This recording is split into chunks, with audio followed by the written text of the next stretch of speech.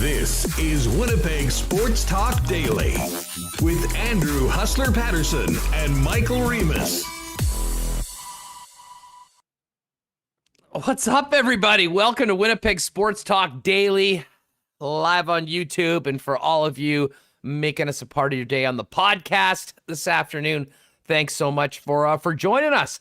As always, if you're with us on YouTube, do us a favor, hit that thumbs up button. And if you're a podcast listener, anytime you have an opportunity to give us a 5-star rating and review on Apple Podcasts would be a great thing to do. We'd appreciate it, as well as the other podcast feeds. What's going on? We got a huge show today, folks. Big night last night for Kevin Cheveldayoff from the Winnipeg Jets.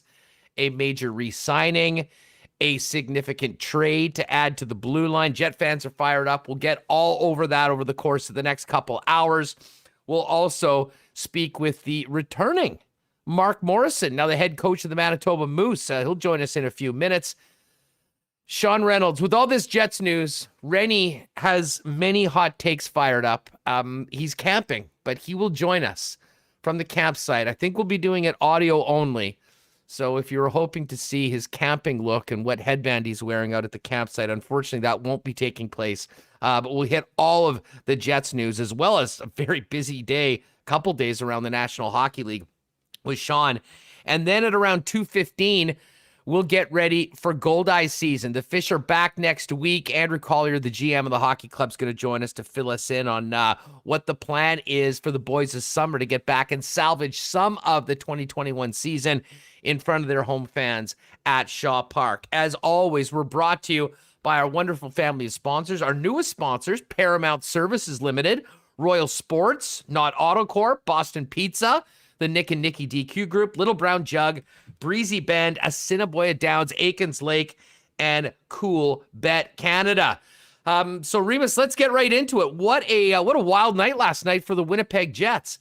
I did a tweet out that, there's probably a few guys doing maybe a twilight round at the golf course, and they got the notification that Paul Stastny was back on a 1-year deal and did a bit of a jig, because I can't think of a more almost universally popular move than bringing Paul Stastny back, especially, the number is very, very fair. The term works for the Winnipeg Jets. Listen, I was already, I think like most Jet fans, pretty fired up that Paul Stastny was going to be back. We talked yesterday on the program about how important he is in so many different ways to this hockey club. So that was big news. And then, Reem, about an hour later, I believe this might be, I got to give credit to Scott Billeck. Is this the first Billeck bomb we've seen?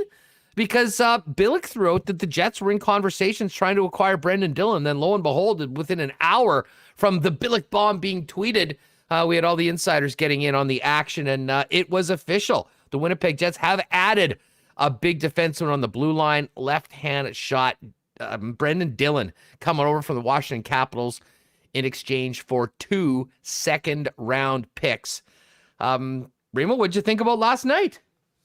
Yeah, I was getting ready. Thought it was going to be an uneventful night. I was posting your interview from yesterday with Mark Collier on our YouTube channel. It's available as a separate feature now. And then all of a sudden my work got interrupted. We had the Stastny signing. I put up a nice graphic on Instagram. Give us a follow on there if you're not. And I was like, all right, this is pretty exciting. Paul Stastny. I think a lot of people wanted him back. I think the term, a year, I remember on Illegal Curve, Drew Mandel would always say, there's no such thing as a bad 1-year deal. And I would agree. For an older player, you get him at a lower cap hit than before, still manageable, fits into the salary structure of the Jets nicely. On the ice, he can still play middle six role. Off the ice, we know what kind of leadership he provides. And, you saw that in some of his interviews. And, he's a veteran. I think his veteran experience is very valuable to the team.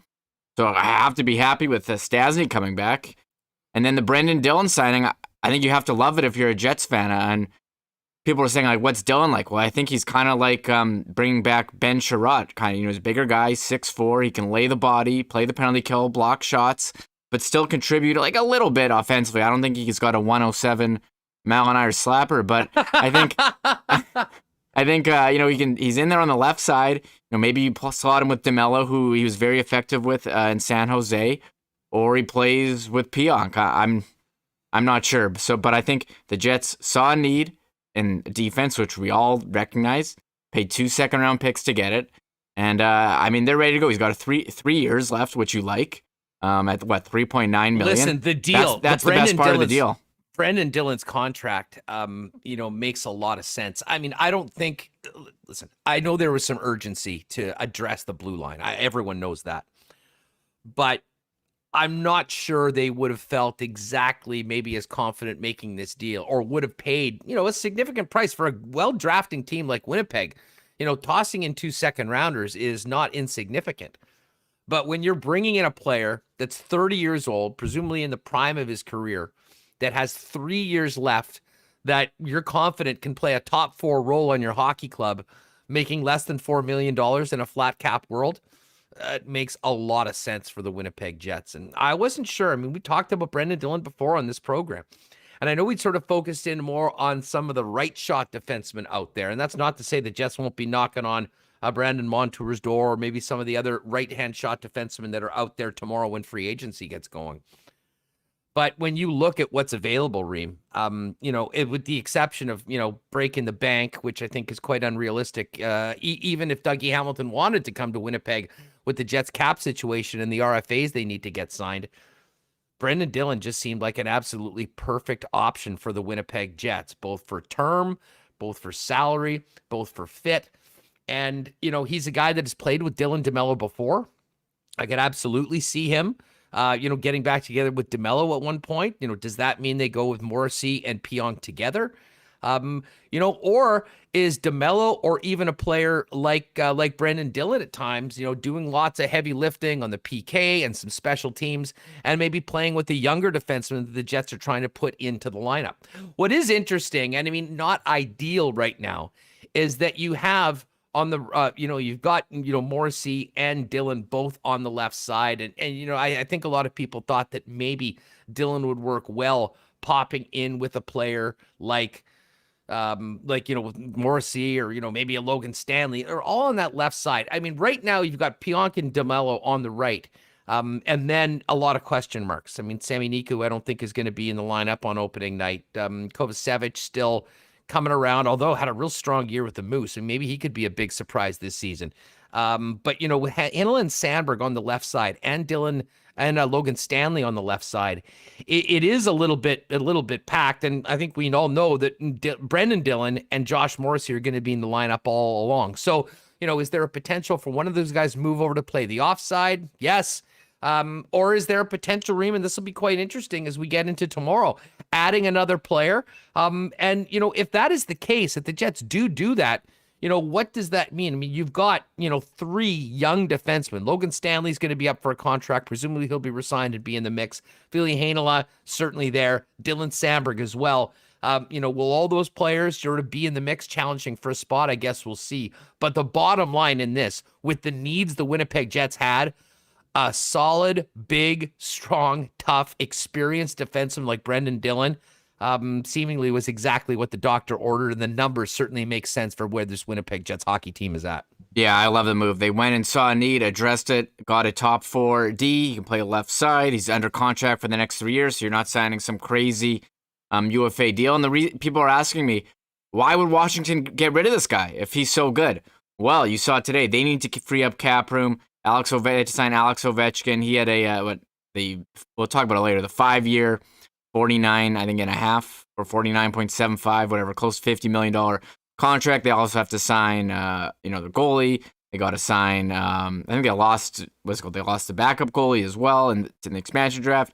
They got to sign Chara as a free agent. So there's a lot of moves Washington has to do, which made Brendan Dillon expendable for them. So I think a very strong ad for the Jets. Stastny, again, strong ad. We'll have to wait and see what happens tomorrow. Do they go and get another bottom pair D? I see people throwing around Brandon Montour's name still, Jake McCabe.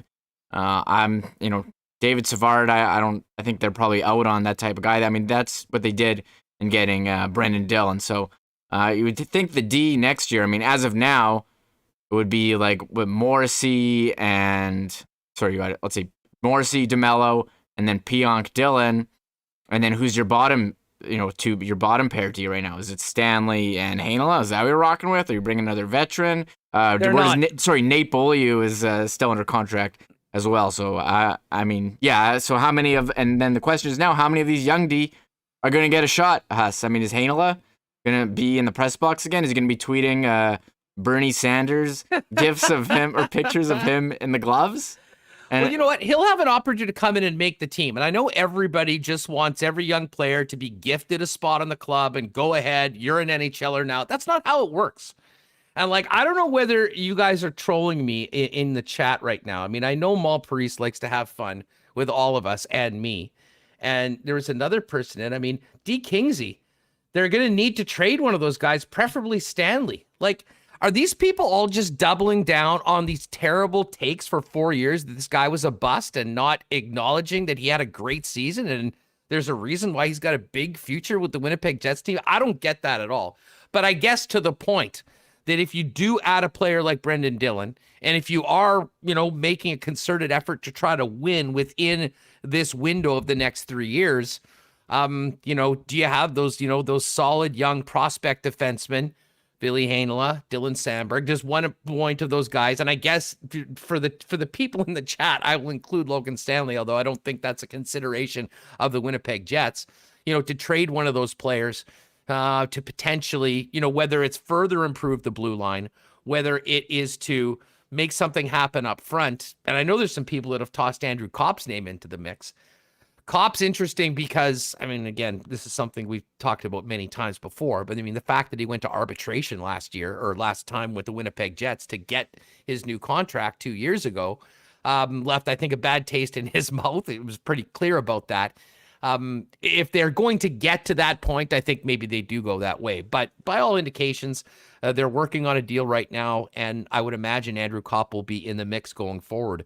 But the addition of Dillon and knowing you have the security of Stastny on one more year, Reem, I think gives Kevin Cheveldayoff, while it doesn't give him more cap space, it certainly gives him far more clarity as to what his team is going to look like right now. Because as much as we all want to pencil in all these young guys to play 82 games, especially on the blue line, that's not really how it works. And, some guys will turn out, some guys might not, but I don't think anyone, listen, I'm a big fan of Ville Heinola. He's going to be a solid NHL player, I think, but let's not make it sound like all of these guys are just absolute sure things the second you stick them on the ice if they're in the opening lineup in October. Yes, I agree with that, Huss. And people are saying, well, what's the Jets' third pair? I mean, right now you'd have to say just based on the depth chart, it's Beaulieu, Stanley. I think that's just how it is. But I don't think we can really give a definitive answer until we see, do the Jets add another player tomorrow? What other trades are there? But I'd say as of now, that's what it is. Heinola, I mean, just based on what happened last year, he's still on the outside looking in. Niku's on the outside. I mean, do they move Niku? I mean, it seems like he doesn't really have a spot in the organization. He was on Frank Saravalli's trade target list, the last spot when we spoke to Frank. Is there a market for Niku? Like, if there was anyone offering something of value to Cheveldayoff and the Jets, would they not have traded him already at this point? So, I mean, who knows? And sometimes it's funny how those things happen. Sometimes a guy just sits there without any opportunity and, he's just not in that spot. There's no one that wants to trade for him. And then a few injuries come in and all of a sudden the guy plays his ass off and, oh, lo and behold, he's either in the lineup or now there is a market for him going forward. So, I mean, to me, it's fascinating. I will say this, though, as much as I love Nate Beaulieu, Reem, and this is part of the reason this goes back to, I think, our conversation on like the 6th show of Winnipeg Sports Talk when it happened. For this team to move forward, I mean, you want to have guys like Beaulieu, but if that guy's automatically one of your top 6, I'm not sure how much better than you were the year before. That being said, the addition of Brenden Dillon, I think a very, very exciting addition for the Winnipeg Jets. And, we talked about the term. We talked about the amount of the contract is. It really does seem to work for the Winnipeg Jets. But this is just one day before free agency. Now, there was a ton of things that happened today in the National Hockey League. Re-signings, buyouts, some trades. We will get to all of that in a few minutes. And Sean Reynolds is going to join us around 1:45 or so if you're watching with us live on YouTube.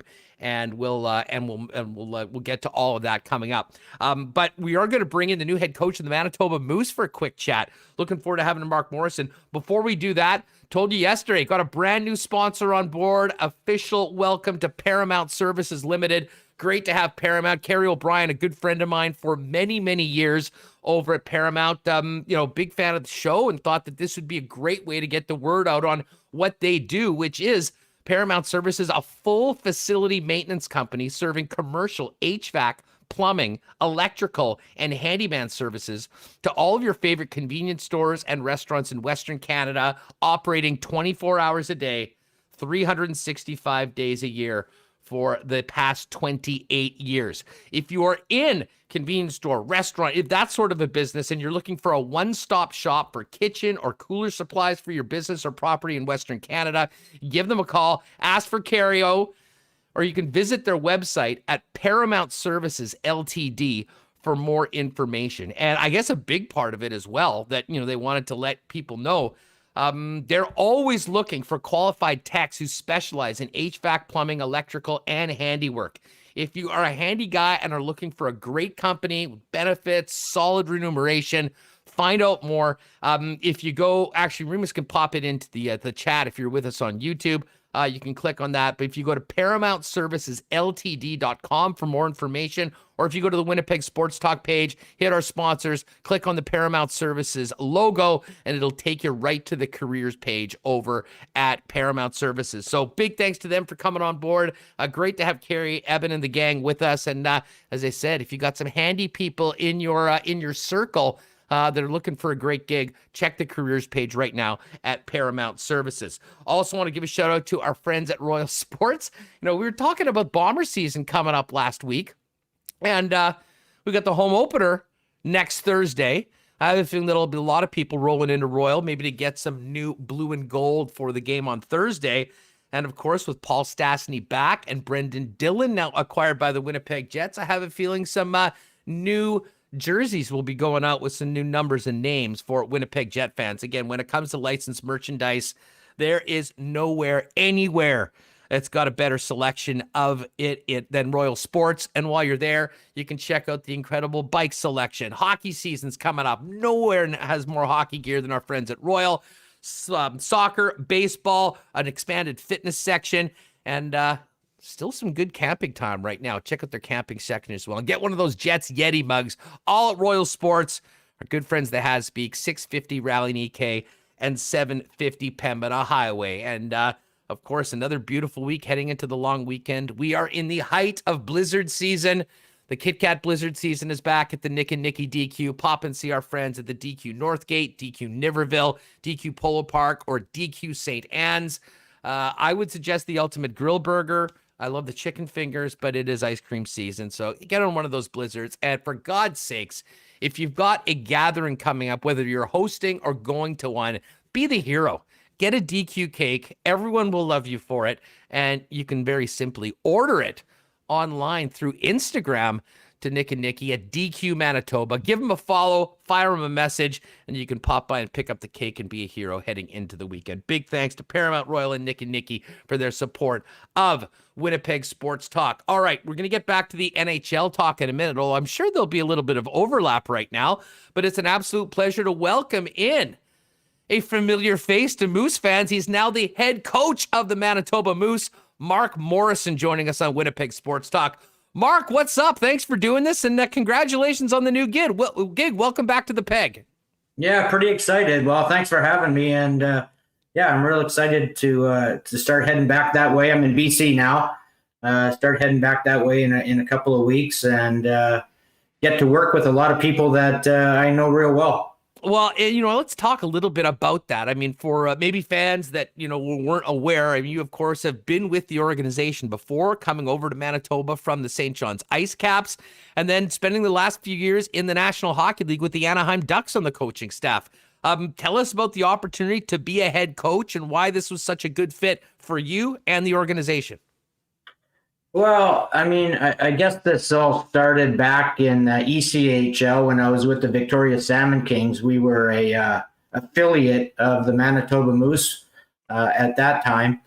And then I went on to work in St. John's with the Ice Caps, and then in Manitoba with the Moose. And one of the things I liked about working there as an assistant coach, it was like developing players, like working that part of it with the young players. And I think at the end of the day, that's where I'm fitted best at, working with the young player. And we, when I went to Anaheim, kind of did the same thing, but they're by the time they get there, they're pretty much prepared.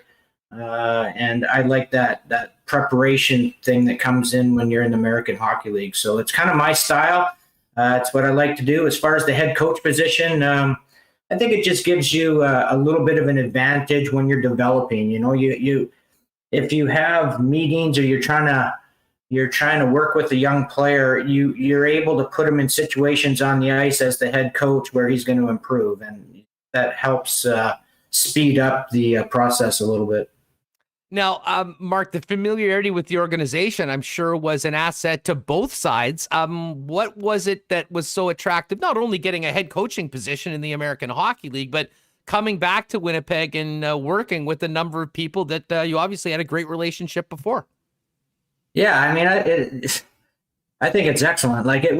It shows, that the organization is fairly loyal to its employees. When I've been away for 4 years in Anaheim, and when I was being interviewed for the job, I looked at the staff, and there's only one or two changes in the Jets staff as well as the Moose staff. So a lot of familiar faces for me to work with. I've been making a lot of phone calls, and it's going back 4 years, but it's made some friendships with a lot of the guys that I'll be stepping back in to work with.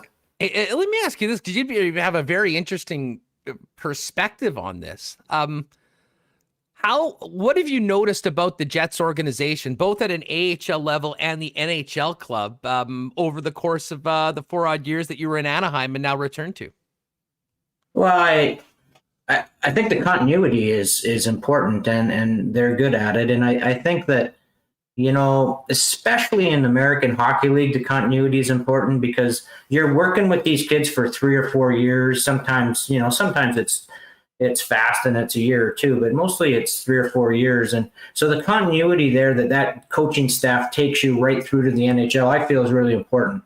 And they've done a good job at that. Pascal's been there for, I worked with him for a year. I think he was there 5 years, maybe 6. And the same staff. So I think that's important, and it's also important in NHL. I think that there's something to be said about working with the same players over a period of time and not change just for the sake of changing. I think back to your last couple of years with the organization, and it's interesting. When you talk about the cycles of professional hockey with where players are in their different stages. There were some young men that were really just getting their feet wet as professionals when you were last behind the bench with this organization. And now you got a few of them, Josh Morrissey, Kyle Connor, turning into real stars. What's it been like seeing some of those guys and how they've developed when you've been seeing them on the visiting bench when you played them in the National Hockey League? Yeah, they've done a great job.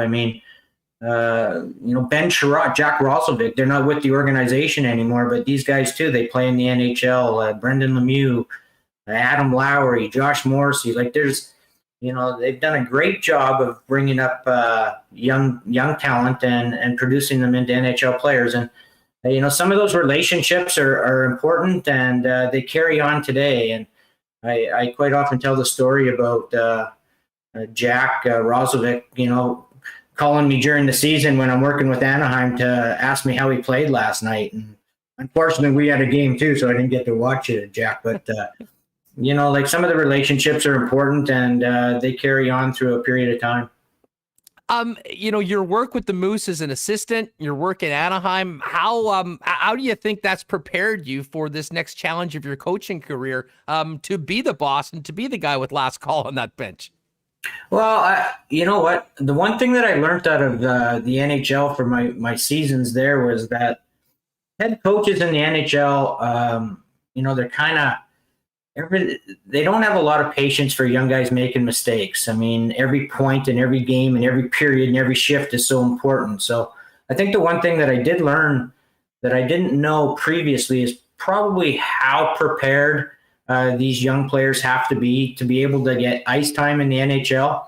all the decisions they make with the puck in certain times of the game and puck protection, and just they really need to be prepared to be able to get trust from the head coach in the NHL and get themselves some ice time. Mark Morrison is the new head coach of the Manitoba Moose, joining us here on Winnipeg Sports Talk. How familiar are you with the roster right now? Are there some particular players you're excited to start working with? And I imagine you were probably quite intrigued as to the draft picks as well, knowing that there's a high likelihood that they'll end up being players for you at some point with the Moose. Yeah, well, we sure hope so. I mean, I haven't had a whole lot of time to go over the roster, but I have briefly gone over. I started to make some phone calls to some of the defensemen today. But yeah, the draft certainly looked like to me that they went after some skill, and Lucius and some of the Russians. So I feel like there's going to be a lot of skill to work with, and and the young players like Cole Perfetti and that in the American Hockey League, there's some skill there too. So quite excited with all the youth that they have. Mark, it's funny. I mean, it inevitably comes up on this program and just in bar top conversations amongst hockey fans in today's day and age with the flat cap. We're talking about young players. Can they play? Are they ready? I mean, what's your philosophy on what players need to accomplish in the American Hockey League? What are the most important things that they can get out of playing at that level? And how important is that to prepare them to put their best foot forward when they finally get NHL opportunities? Well, yeah, I think it's hugely important that they learn, how to protect the puck in times of games, play with some maturity. And one of the big things I think I learned is not only on ice, but being a good teammate is huge for a young guy coming into an NHL locker room. So, you have to be able to fit in. The guys need to be able to know that they can trust you. And there's a lot of off-ice things that go on there, as well as, these young guys grow up and mature into young men that can add. But being a good teammate is hugely important. And, of course, the on-ice is, learning how to compete and learning how to protect the puck in very dangerous zones that might cost your team a goal against. So there's a lot that goes into it, and we're looking forward to getting started. That being said, Mark, I mean, it's been fascinating being around the game for so long and seeing how, a lot of these young men that are picked in the draft have sort of been training and behaving almost like professionals for a number of years. I mean, from someone, you were drafted, played in the National Hockey League, had a, very extensive international career. When you see these kids showing up for the first time, whether it was at a development camp with the Ducks over the last few years or now going into the Moose, how much more advanced are these young players? And is it significantly different than it might have been coaching them even 10 or 15 years ago? Yeah, you know what? They ask a lot more questions than we did, I think. They want answers for everything. So you really need to back yourself up with everything. They're just a little bit smarter, and, they're also a lot more skilled. So, when you go to a player and say, hey, I didn't like your last shift, you better be prepared to back that up with why.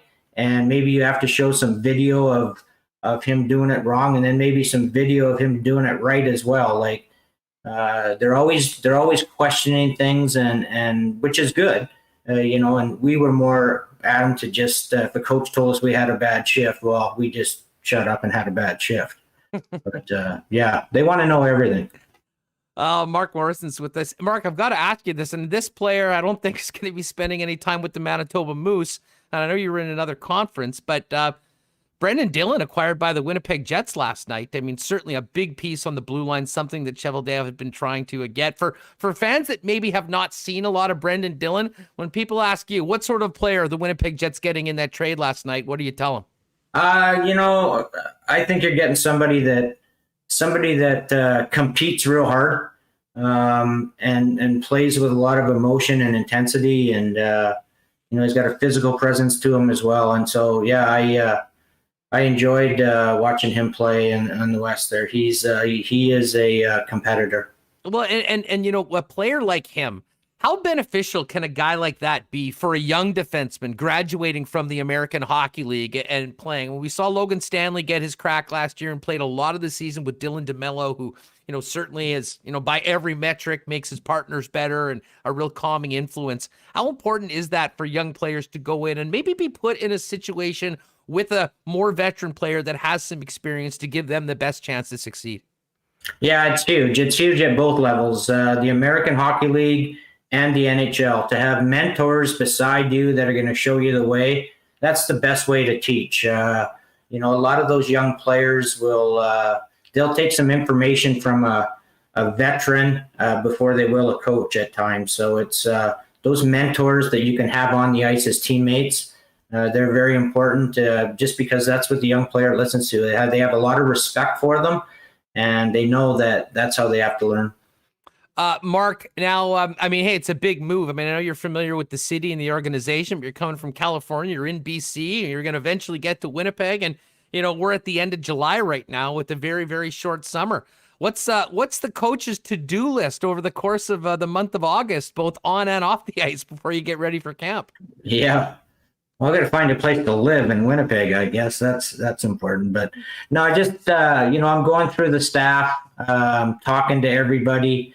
I'm trying to find out, what they liked about the previous seasons and what they didn't like, and trying to contact all the players that, were with the Moose last year, and just touch base, introduce myself, and, plan to get into Winnipeg in the next 2 or 3 weeks and set up and start getting familiar with some of the office staff. So, there's a lot to do.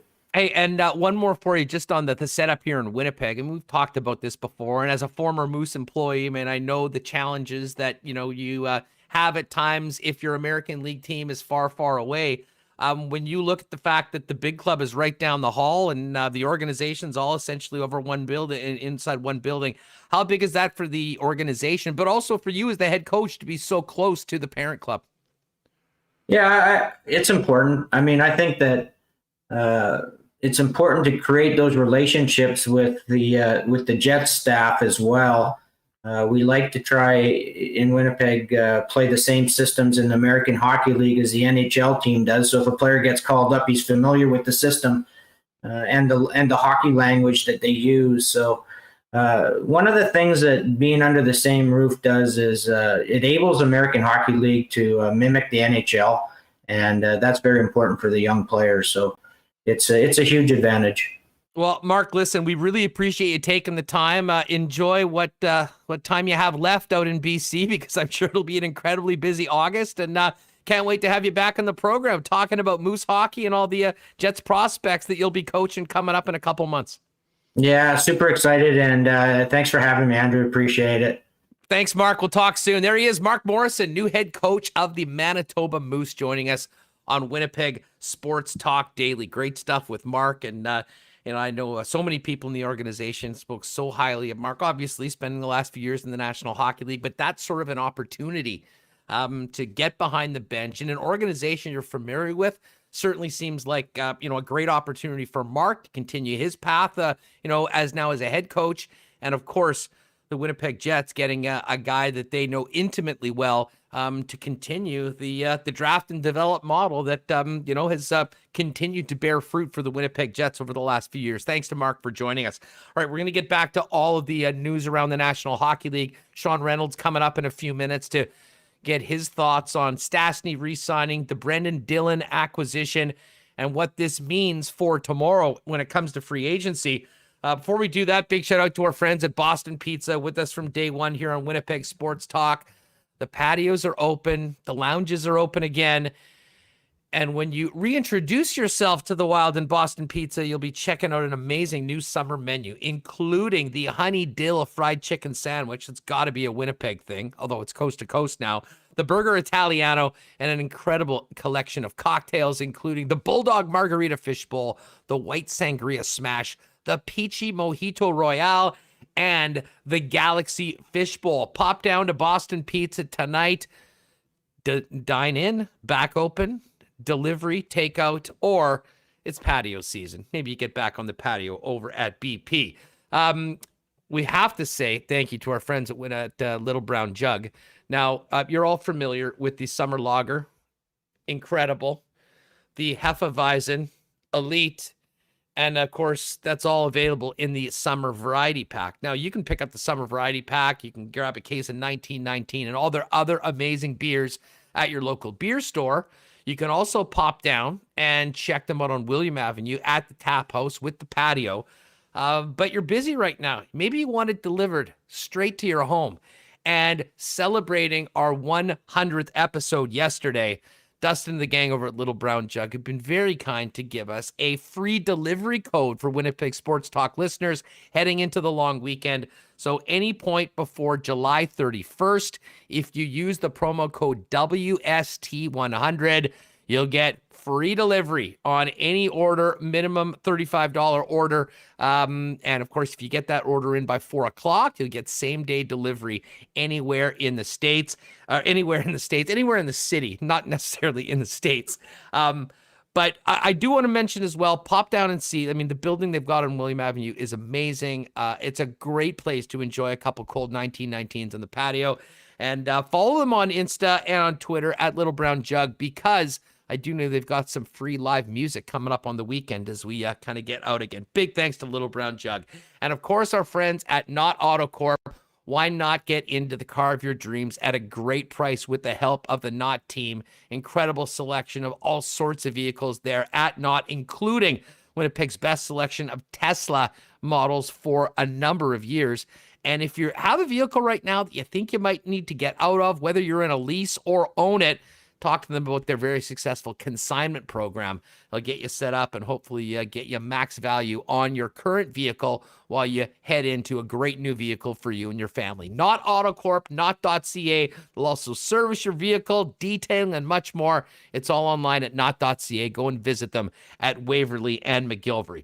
All right, Sean Reynolds is going to come up in less than 10 minutes right now. I want to get Remis back in here because we had Coach Morrison come on a little bit early. We, of course, started the program with our thoughts on the Dillon trade and the Stastny signing. But holy smokes, there's been a lot going on today. And before we get to the signings, the big news, without a doubt, in the National Hockey League is the trade of Marc-Andre Fleury, the current Vezina Trophy winner, to the Chicago Blackhawks. And it wasn't quite for no return, but it may as well have been. A minor leaguer going back the other way. This was simply a salary dump and almost unprecedented in league history for a guy to be the best goalie in the league, as voted on the year before, traded for almost nothing because of the flat cap in the NHL. Yeah, and I don't know if that means something's wrong with the way hockey's going, or maybe it's just because of the pandemic and the salary cap didn't go up, teams weren't prepared. But the number of trades we've seen that are just trading a player for no return. I know there did end up being some player involved in this trade, but if you're seeing the Vezina Trophy winner, the reigning Vezina Trophy winner, traded for nothing. Usually it was like, you trade some rookie guy. Didn't the Jets famously trade Chris Draper for a buck? For a buck, like thank you, Mike Smith. Great deal. You're seeing Carey Price. I mean, who had an unbelievable players in the expansion draft available for nothing, not getting picked. I don't know if it's concerning. I don't know if this is a trend or this is a one-off, but very weird that a guy who had carried Vegas to the Western Conference final, the semifinal. I mean, he was amazing for them for nothing. And I know he had a 1 year, $7.5 million, but that is odd. What's even more odd, Huss, is that he found out through Twitter, and Vegas is getting absolutely roasted here, Huss. Players, this isn't the first time it's happened. Nate Schmidt signed a long-term deal, and he was traded last year to Vancouver.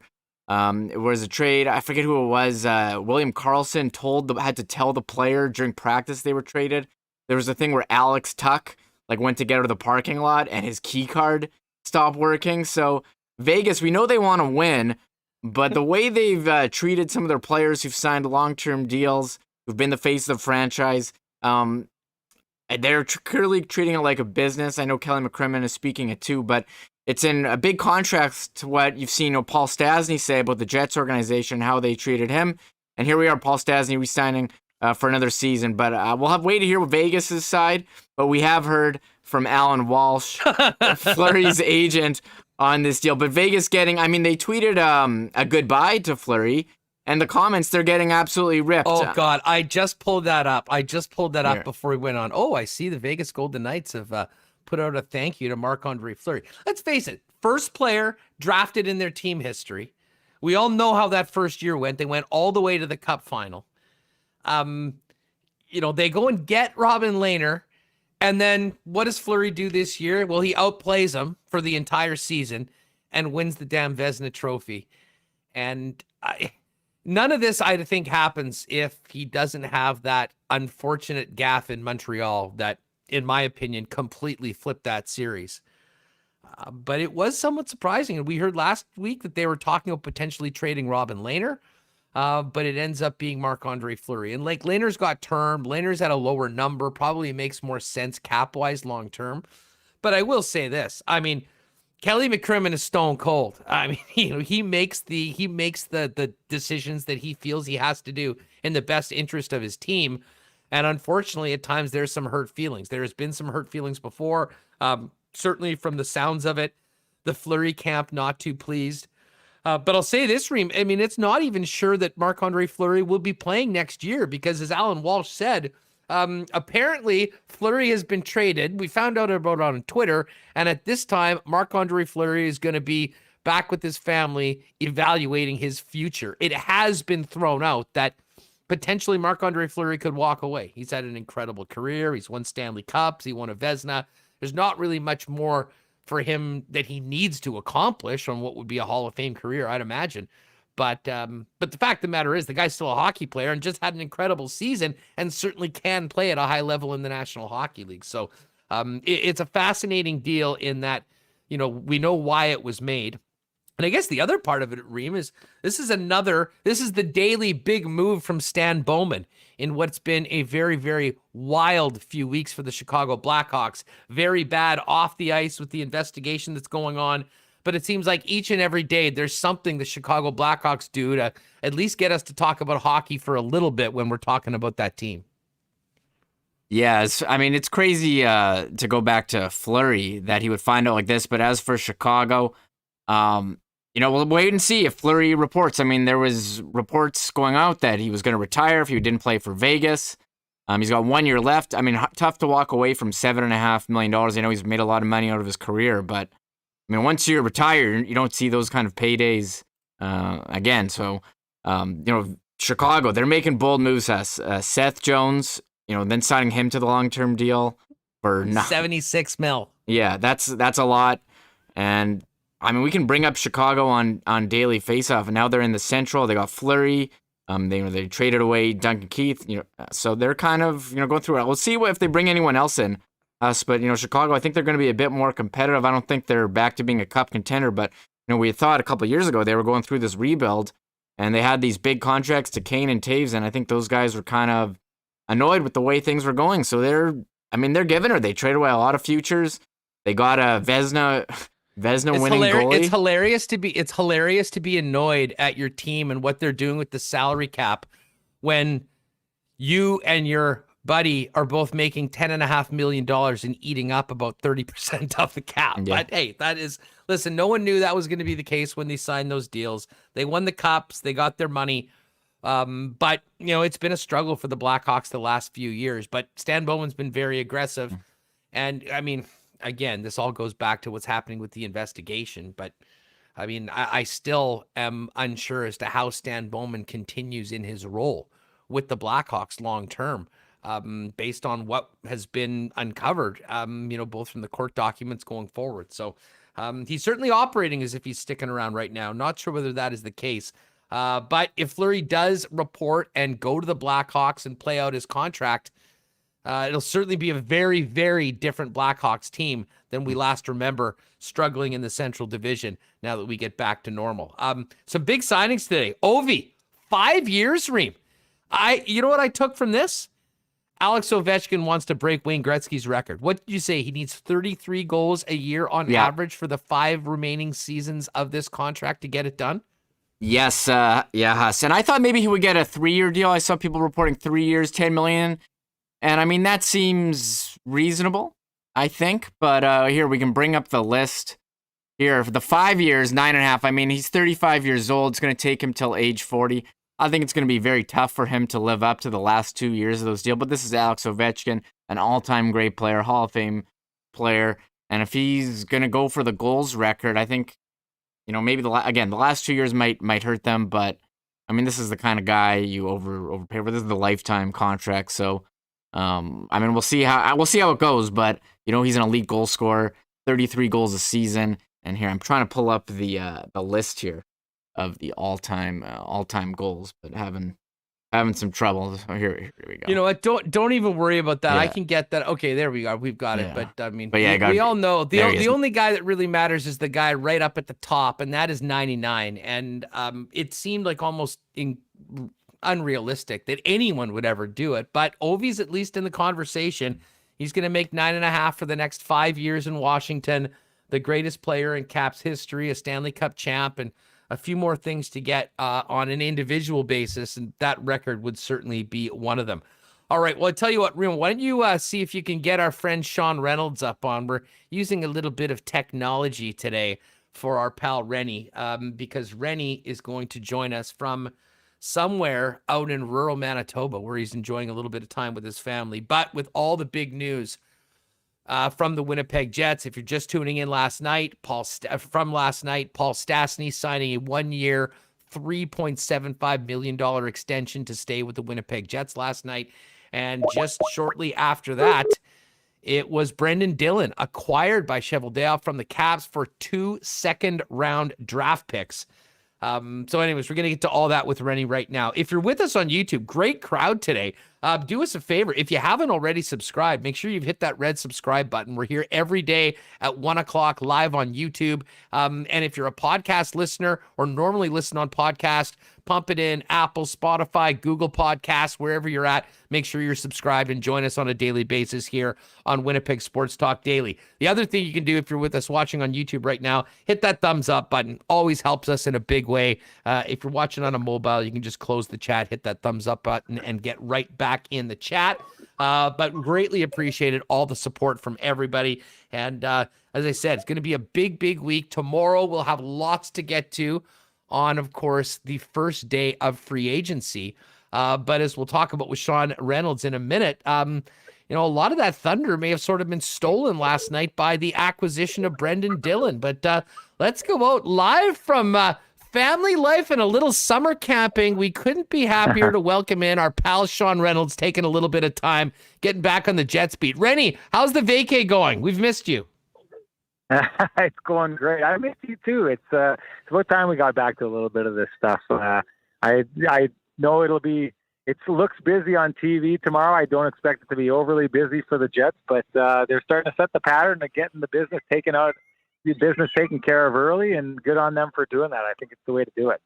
Well, yesterday on the program, I was speaking, I guess, with Mike McIntyre, and we were talking. I brought up Paul Stastny, and we were wondering where his situation was at. And, we talked about, or I at least did, how I thought he was such an important piece of this team, both on the ice and off the ice. And, Blake Wheeler as a captain is a hard driving guy. Paul Stastny at some point seemed to be almost the conscience of the team. To get him back on a 1-year deal at less than $4 million, to me, I mean, I haven't seen a lot of people that didn't like this deal, Sean. I know you're a fan of Paul Stastny. What did you think of Chevy getting him inked for 1 year last night? Well, when you're taking a look at the two sides of things, it's usually like, I want this, you want this, let's meet in the middle. This deal feels to me like it's everything the Jets could have ever wanted. I mean, the price is right for what you're getting him for. What do you worry about with a player like Paul Stastny? You worry about at his age, how long he's going to be able to continue playing and contributing the way he's playing. So you get a 1-year deal with it, which comes with, as little risk as you can possibly expect. And I think the importance of making sure that Paul Stastny came back is not just like you're saying about him being the conscience of the team. It's the idea that they're going to go into this year with Pierre-Luc Dubois, and they're going to hopefully They're gonna hopefully get the best version of Pierre-Luc Dubois and kind of something better than what they got last year, which they expect that they can get. But the idea of Pierre-Luc Dubois, if he's not able to kind of hit the heights that they think that he can hit, you need to kind of have a backup, and they needed that last year, right? Like they needed Paul Stastny to be able to step into the role that Pierre-Luc Dubois was playing at times throughout the season because he just didn't quite get his feet underneath him in Winnipeg.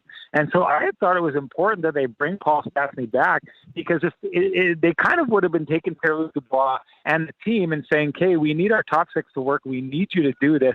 And we're removing the safety net. You're out on the high wire all by yourself without the safety net. And bringing in Paul Stastny or having him back creates that safety net again, where if things aren't going well with Pierre-Luc Dubois, you can put Paul Stastny in there, and you know that you're going to get a guy who can take care of that second-line center position, do it in a defensively conscious way, and do it in a way where he can still contribute offensively. So I thought it was a massively important move for them to make, and I think it also says a lot.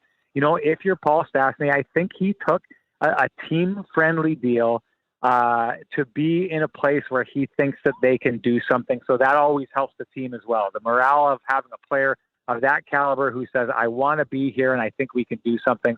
I think it's just an absolutely perfect move by Kevin Cheveldayoff.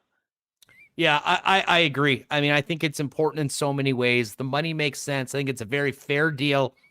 And the fact that it's a one-year deal, I think, is exactly what the Jets were hoping to get done. Not to say that he might not have another year or two with him, and we'll see what the situation is. But to have the certainty for the 1 year and know you've got flexibility going forward, I think was really important. So an hour later, we find out Brendan Dillon is coming to the Winnipeg Jets.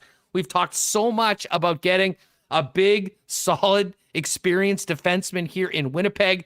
Might have been preferable to be on the right side, but I haven't seen a lot of people that have been too disappointed with this. What do you think about the acquisition and the price Kevin Cheveldayoff paid to get Dillon here with 3 more years of term at a contract under $4 million?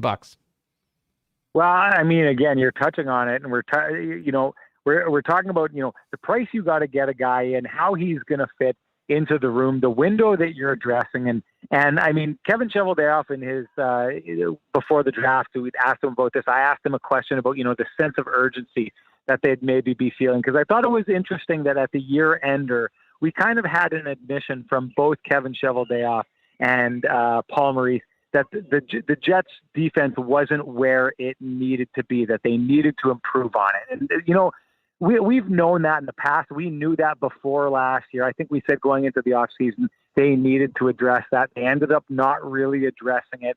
And we knew that was a problem. The team is not the kind of, the organization usually doesn't come out and admit that kind of stuff. So for them to admit it, you knew something was going to happen. And then when you saw these contracts going the way that they were going, Seth Jones and Cale Makar and all these players, you knew a guy like Dougie Hamilton, like tomorrow, that guy is going to get paid big time.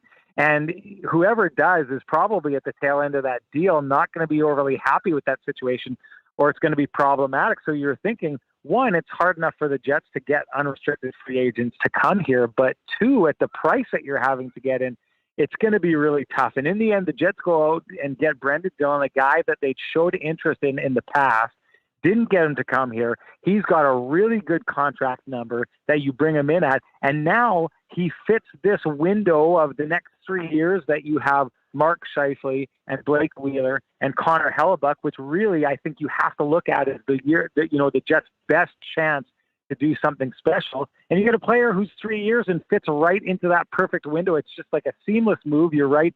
The only thing about this that isn't a perfect fit is that he's not a right-handed defenseman, and they need that. So I think it's a huge a move for them to make. But at the same time, I do think this is your replacement for Derek Forbort, right?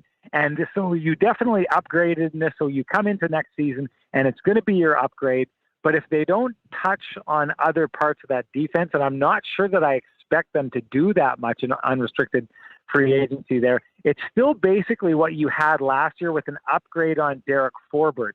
But, I do think that we're shaping up here with the money that's left to be spent. It's probably earmarked for, Pionk's contract and Kopp's contract, and then to round out the rest of the fourth line and maybe add another, capable body on the bottom pairing of the Winnipeg Jets defense. But I do think what it does at least do is it allows them, with the expected LTIR that you would get from Brian Little, to take a really big swing at the trade deadline if you feel that the defense that you've put together is doing the job. But if you want to add a really big fish, it gives them the flexibility to do that. I just don't necessarily think that will be taken care of tomorrow or in unrestricted free agency going forward. Yeah, it's interesting. I guess the one other guy they also need to sign is Logan Stanley, who is coming out of the ZLC and will need a deal going forward. And I mean, they certainly have the money based on sort of what the projections are, but it does change things a little bit for tomorrow, Sean. And I mean, I think that there's still, everything is on the table, because I mean, you could still have further player movement. It's not a guarantee that everyone is coming back. We haven't really heard much on the Andrew Kopp situation. We all know that he went to arbitration before, but the plan is, I would imagine, that they would intend to bring him back.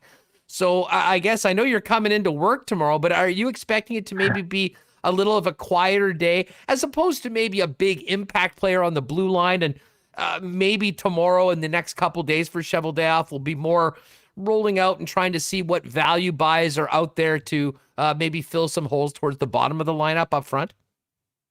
I fully expect it to be the value buy kind of shopping thing, which really, in the end, I think Brendan Dillon kind of was that. And I don't say that in a belittling manner. I think he's a great player that they got at a great contract. And that's, I think, what Kevin Cheveldayoff likes. I mean, the way I saw the market going, again, with the numbers that we were throwing out for defense, and I do think, he had a great line that I was laughing at about him, going out looking for defensemen and saying, like, kind of, what are you looking for?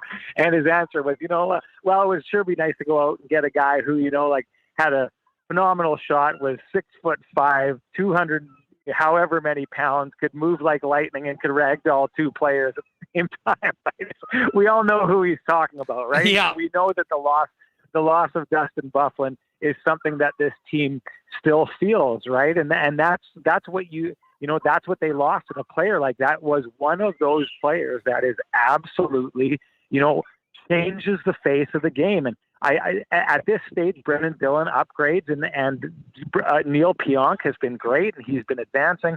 And Josh Morrissey does really great things, and I'm expecting him to, especially if DeMello plays on his line this year, or maybe even Pionk moves up alongside him, I expect him to have a year where he takes a step forward. But the Jets do not have one of those guys, do not have one of those home run hitters on the back end. So in order for them to do that this year, it was going to take a really ridiculous amount of money. We can see where that market has gone. And I don't necessarily think that Kevin Cheveldayoff likes making those moves. The times that we've seen him do it, he has known everything he could possibly know about the player. He made that, signed Dustin Byfuglien to that kind of contract. He was a guy in the organization. They knew everything they needed to know about him. They signed Blake Wheeler to a contract like that. They knew everything they needed to know about him. Other than that, the rest of the players that they've got under contract have been players that they've got value contracts on. Mark Scheifele, you could argue that he's got the same thing with Kyle Connor, that he gets value contracts with those guys. Some guys, you just have to pay what the market's going to bear. But Kevin Cheveldayoff does not do that very often. So I don't expect there to be that kind of a swing. If there was going to be, I think it would be for an existing player under contract. And we're at the stage where the only way to get that caliber of a defenseman in Winnipeg is to move a significant asset to the likes of a Kyle Connor or a Nick Ehlers or something like that. So, I do expect him to be just kind of rounding out the roster. I think he likes paying for what he knows, so I still think they want to bring, I expect them to bring Neil Pionk back. I expect them to want to try and hammer something out long-term with Kopp. But other than that, to your point, Stanley's got to get under contract. And once you do that, a lot of the money is taken care of, other than that LTIR, which they want to keep. They want to get close to the cap before they have to deal with that. So, yeah, I expect it to be them rounding out the rest of the roster with either, guys that like the Trevor Lewis kind of guys, maybe a Thompson kind of signing, although I think Gustafson gets his shot this year. I think they start bringing up other guys to plug the holes from within. It's time for them to do that in a lot of situations. I don't expect it to be that busy of a day for the Jets tomorrow. They showed last year I think what happens is they poke around the UFAs. They find out that a lot of them maybe aren't interested in coming. And so they go take care of their business by trade before, the bell rings. And I think that's what we've seen happen here this year. Sportsnet Sean Reynolds with us live on location today on Winnipeg Sports Talk. Rennie, where do you see the Pionk deal fitting in at? Do you think they'll go for term on this one? And what sort of a number do you think that they'll end up at? Oh, geez. This is a tricky one because, I think we've seen in the past, we saw it with Josh Morrissey, they're very, Kevin Cheveldayoff is really, really good at finding his window and deciding, when it's time to lock down guys for good and what number they want to get them in at. And sometimes that can be a contrast. So, I think their preference is always to lock down guys long-term if they can't. I think, or if they can, I think that's what they want to do with Neil Pionk. I think in this situation, you're probably seeing that that's what he would want as well. I think he likes it in Winnipeg. I think he likes what he's become in Winnipeg. And I think he likes how the organization views him and how he fits into it. So, I think you're looking at something that's potentially, in the neighborhood of what Josh Morrissey is making. If you want to sign him long-term, if you want to keep him at a lower number, then I think that you start getting into that, area of bridge deals and seeing, prove to us what you can do next year. But the one thing that I've found with Kevin Cheveldayoff is when there's an appetite by the player to want to sign something long-term, Kevin Cheveldayoff usually then finds a really good, friendly team number that kind of represents where the player is now and bets on them getting better in the future so that it becomes a value contract. And I think if you were to get something in the neighborhood of what Josh Morrissey makes, maybe a little less, I think that would be exactly the kind of contract that the team would be interested in. And I could see Pionk being interested in that as well. Yeah, no, I think it's a great point. I'm thinking it's probably going to be in excess of 5. And yeah, if there's a long-term deal, I think you could get a deal that's pretty similar to the Josh Morrissey one. Paul Stastny is going to be speaking shortly. We'll try and bring some of that to you coming up. But Rennie, before we get Stas up, I do want to ask you about the goaltending situation. Listen, it's the Connor Hellebuck show, we know, but the backup goaltending position is important.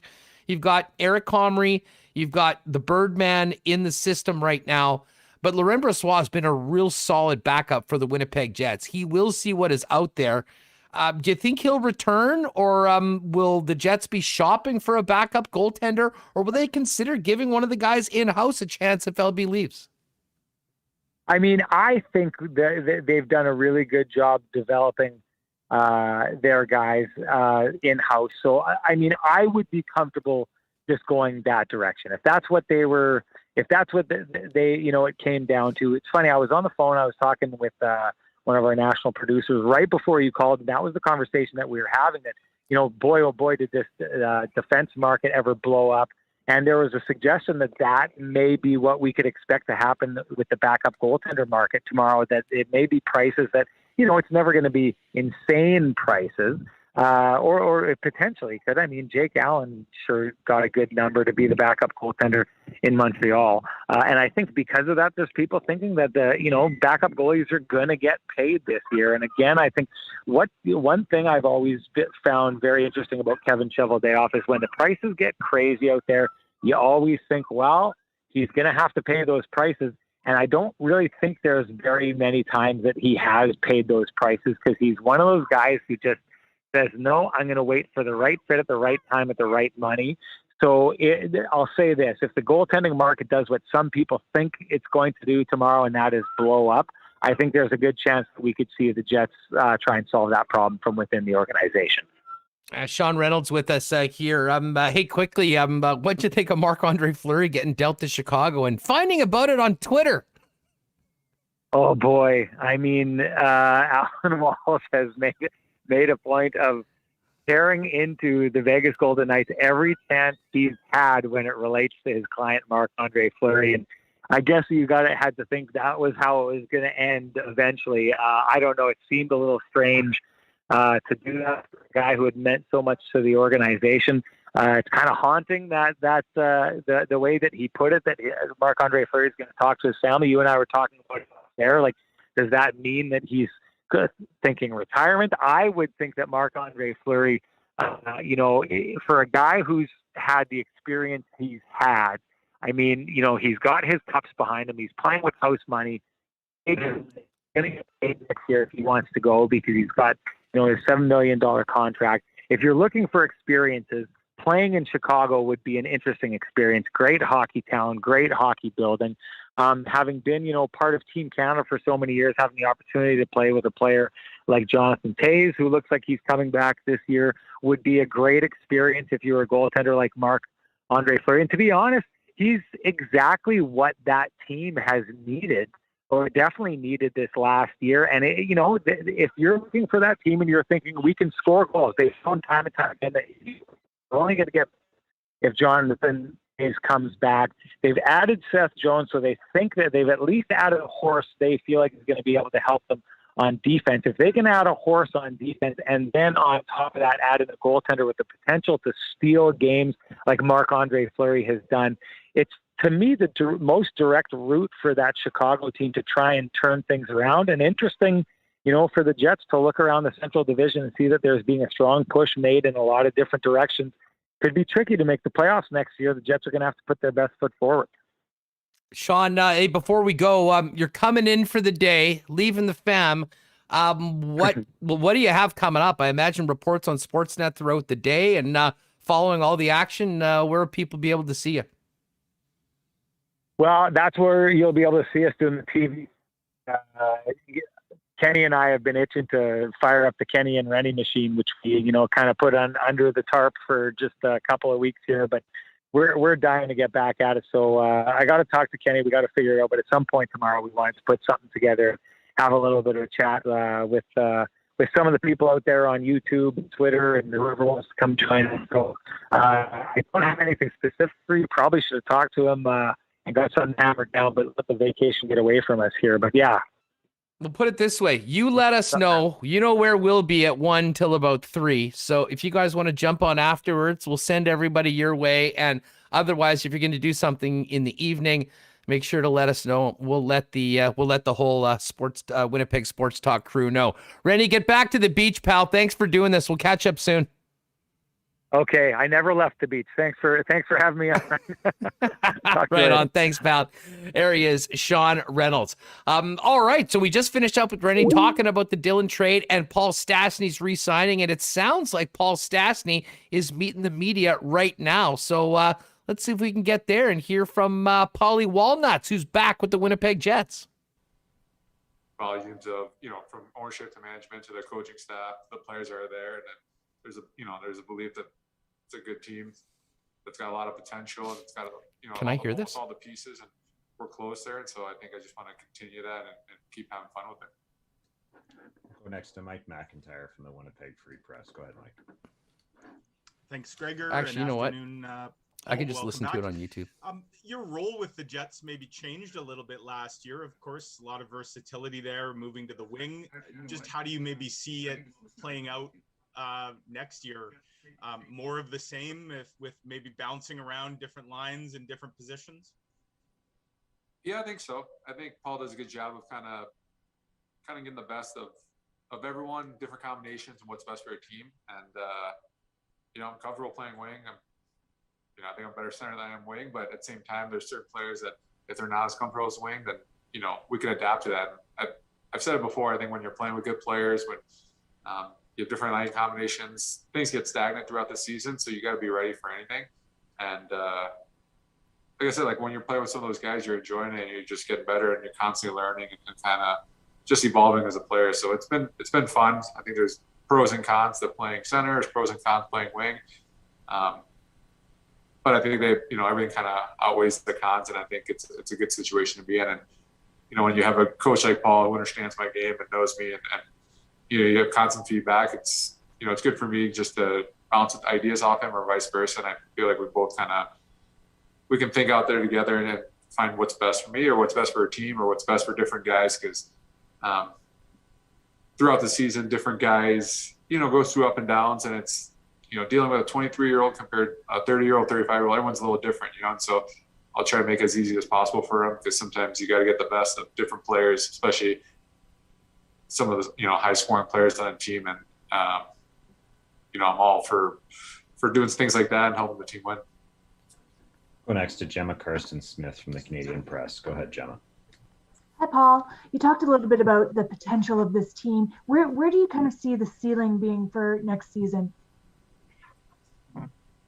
Yeah, man, I think every year, the ceiling's obviously always to win the Stanley Cup. But I think kind of look at what you have there, and I think what you have in the net. I think what you have up front and the back end, and I think adding Dillon yesterday was a big piece. I think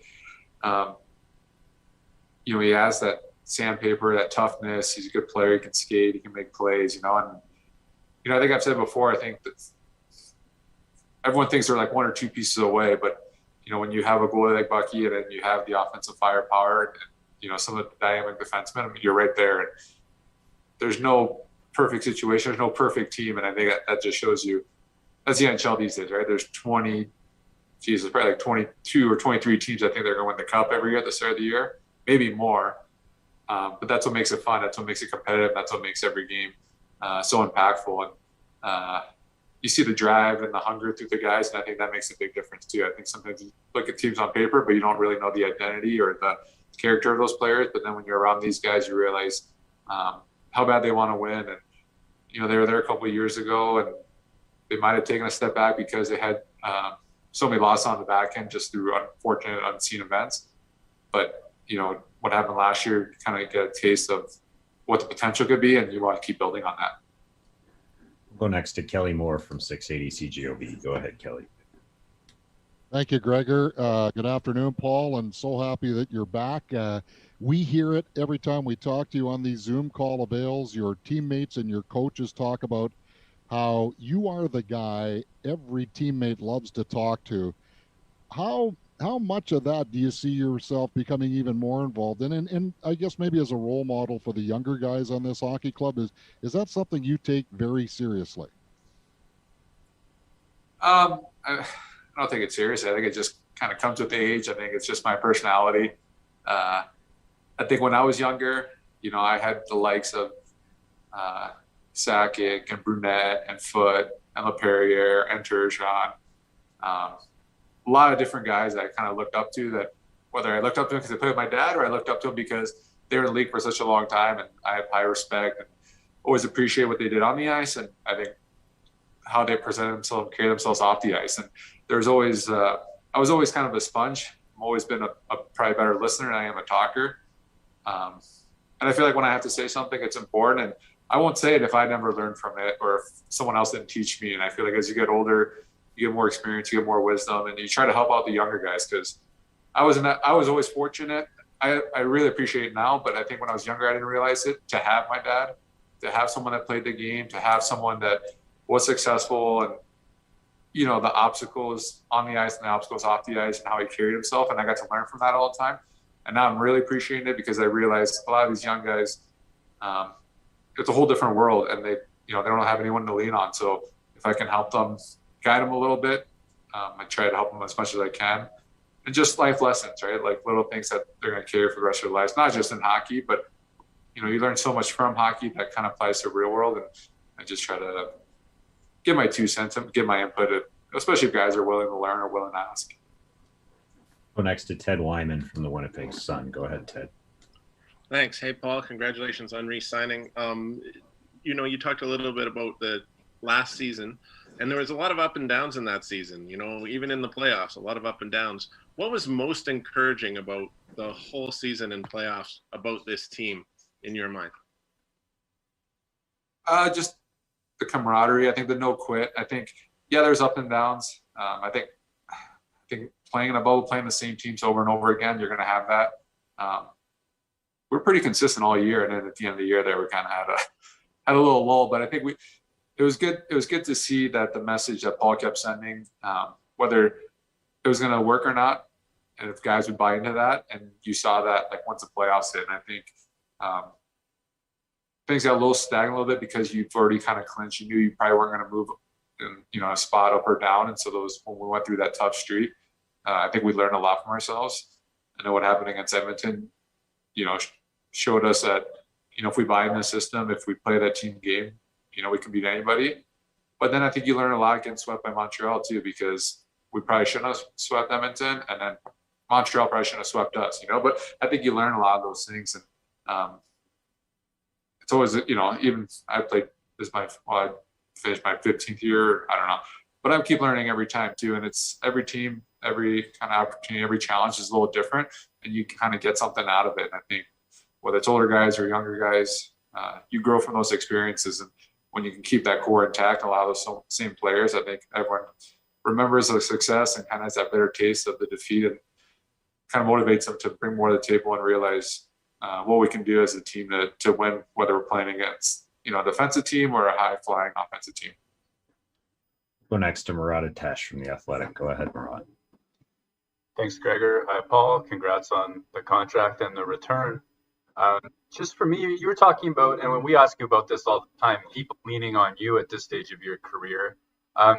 Who are you leaning on? And I know that you talked about the importance of family, the importance of fit, back when we were asking you this stuff before, but who are you leaning on in terms of making these decisions, and what advice are you reaching out and getting?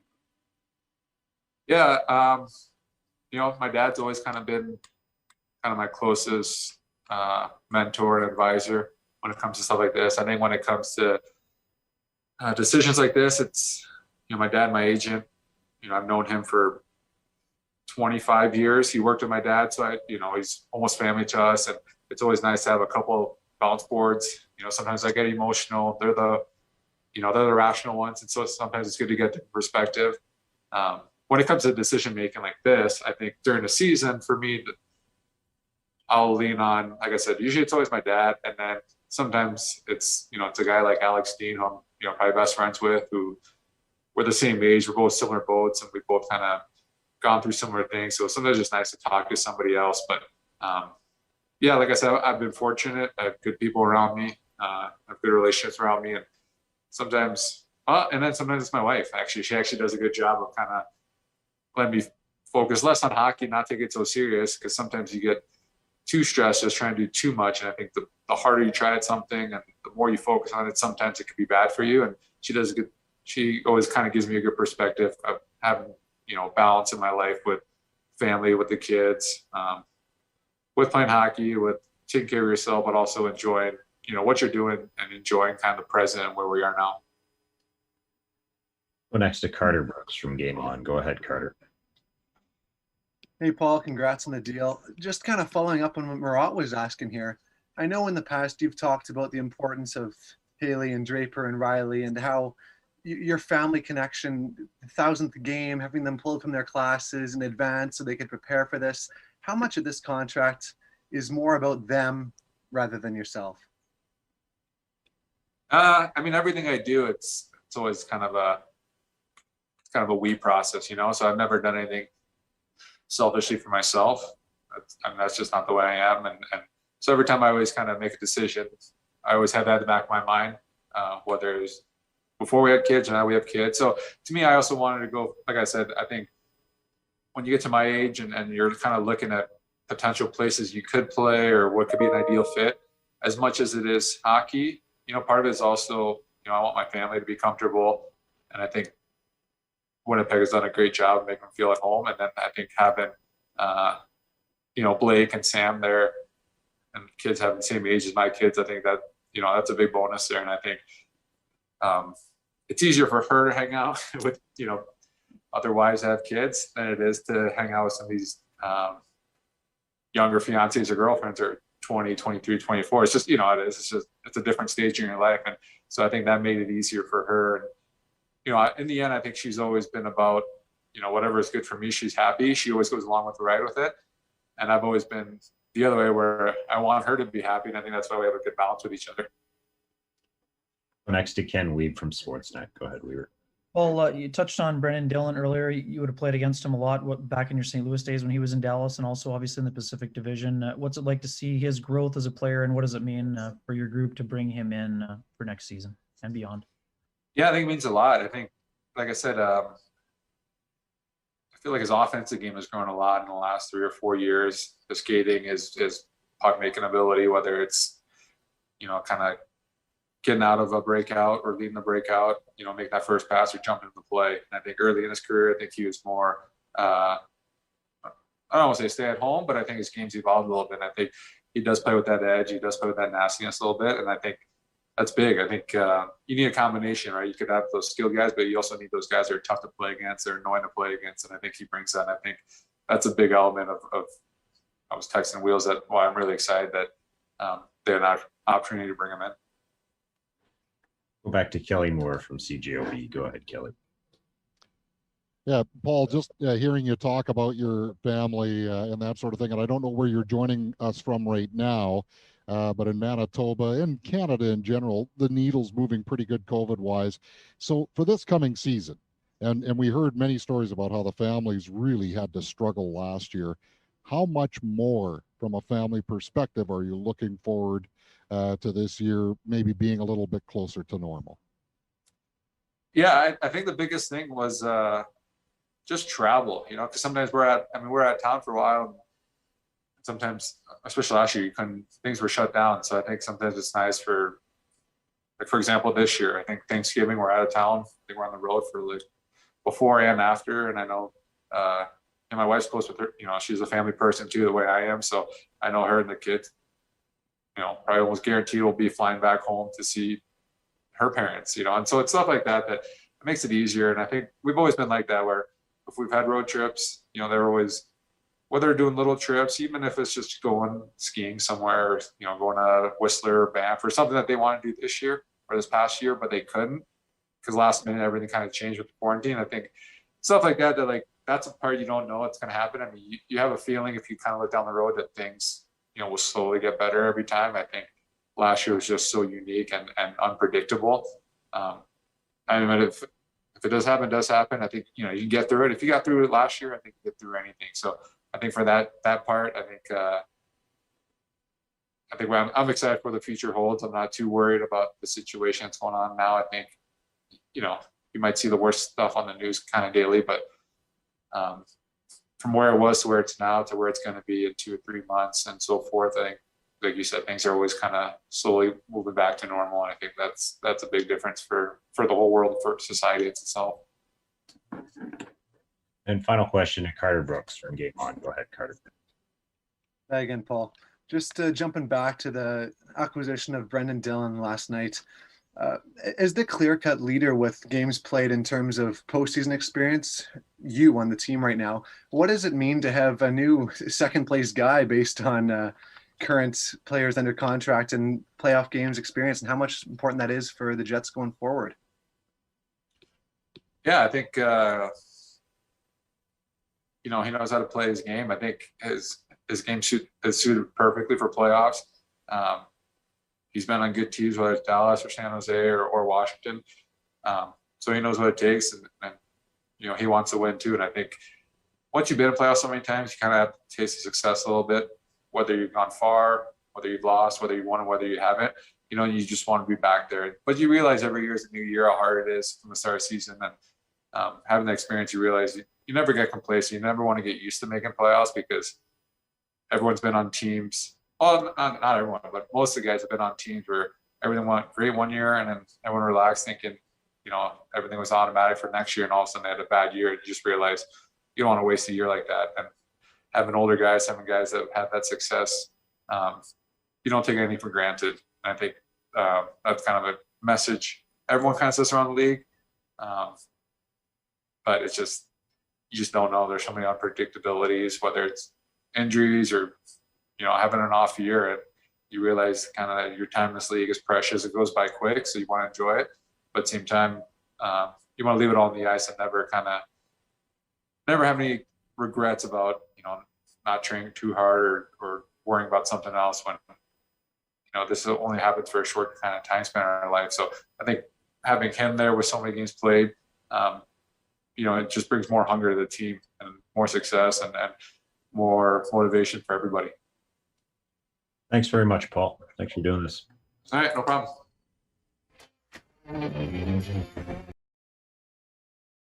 Signed with the Winnipeg Jets, seems pretty excited about coming back. And folks, if there's one thing to take from all of that, happy wife, happy life. And it seems like Winnipeg's been a great fit for the Stastny family with where they're at, the age of their kids, the connections with the Wheelers and whatnot. And I can tell you, most hockey fans very, very pleased that Paul Stastny's back for another year with the Winnipeg Jets. All right, coming up in just a second, we are going to get ready for the Fish to return to Winnipeg. Before that, do want to give a big thanks to our friends at Breezy Bend. We do our golf reports for Breezy Bend. For the last little while, we've been talking about Braxton Coots winning the junior, winning the AM, winning the club championship.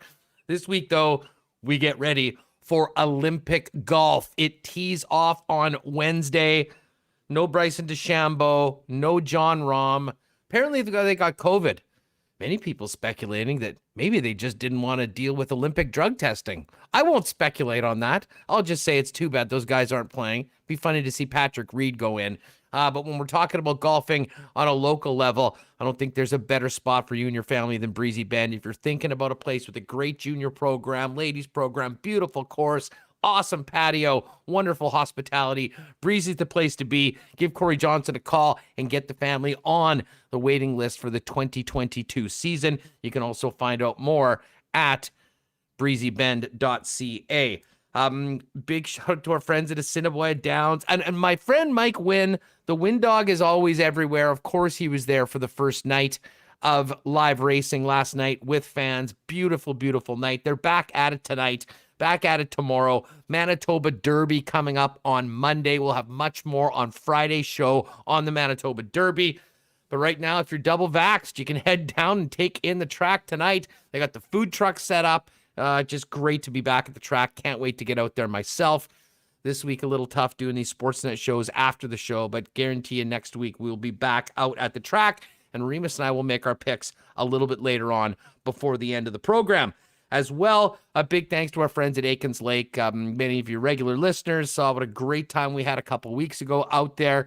World-class fly-in fishing lodge. You're going to be on the water in 2 hours from the perimeter here in Winnipeg. Find out more online at aikenslake.com or hit them up on Twitter. Our good friend Pitt Turen will be happy to help you out at Aikens Lake on Twitter. All right, we'll get to Coolbet lines a little bit later on, but the Goldeyes are coming back. It has been 2 years, basically, since the Winnipeg Goldeyes played at Shaw Park. Baseball fans cannot wait to see the Fish and the Boys of Summer return. And we're going to have Andrew Collier come on in just a minute. But before we do that, the Goldeyes, if you haven't seen this already, we wanted to fire this up for everyone that's watching live with us on YouTube as well. Goldeyes have put together a video. You can see it on their site or on Twitter, celebrating the return of baseball to Winnipeg. And we'll get Remis to fire that up. We'll play that for you and then bring in the general manager who's back at HQ, working from an office for the first time in a while. And I imagine everyone on the Goldeyes staff has a lot to do to get ready for next week. So as soon as we've got it, here it is, folks. Check this out, and then we'll bring in general manager Andrew Collier here on Winnipeg Sports Talk.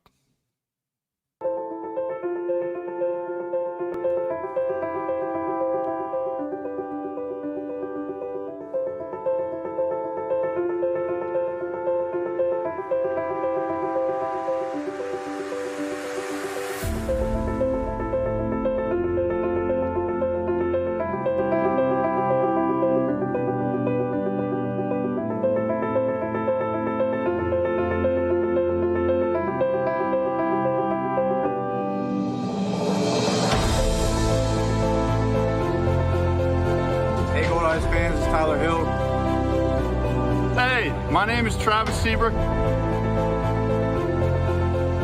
This is Logan Hill. Hey guys, it's Sonny Juliana. Hey guys, Kyle Thomas here. Hey Goldeyes fans, it's Wes Darville. I've been waiting all season long to get out and play in front of you fans in Winnipeg. I'm excited to meet you guys up in Canada.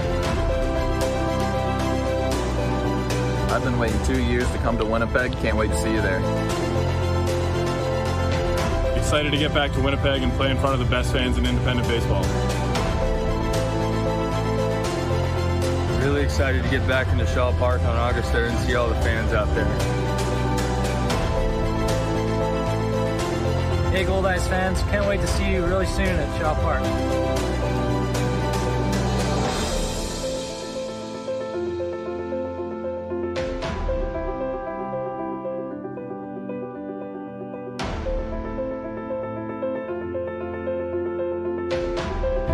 Go Goldeyes. Yay, Winnipeg.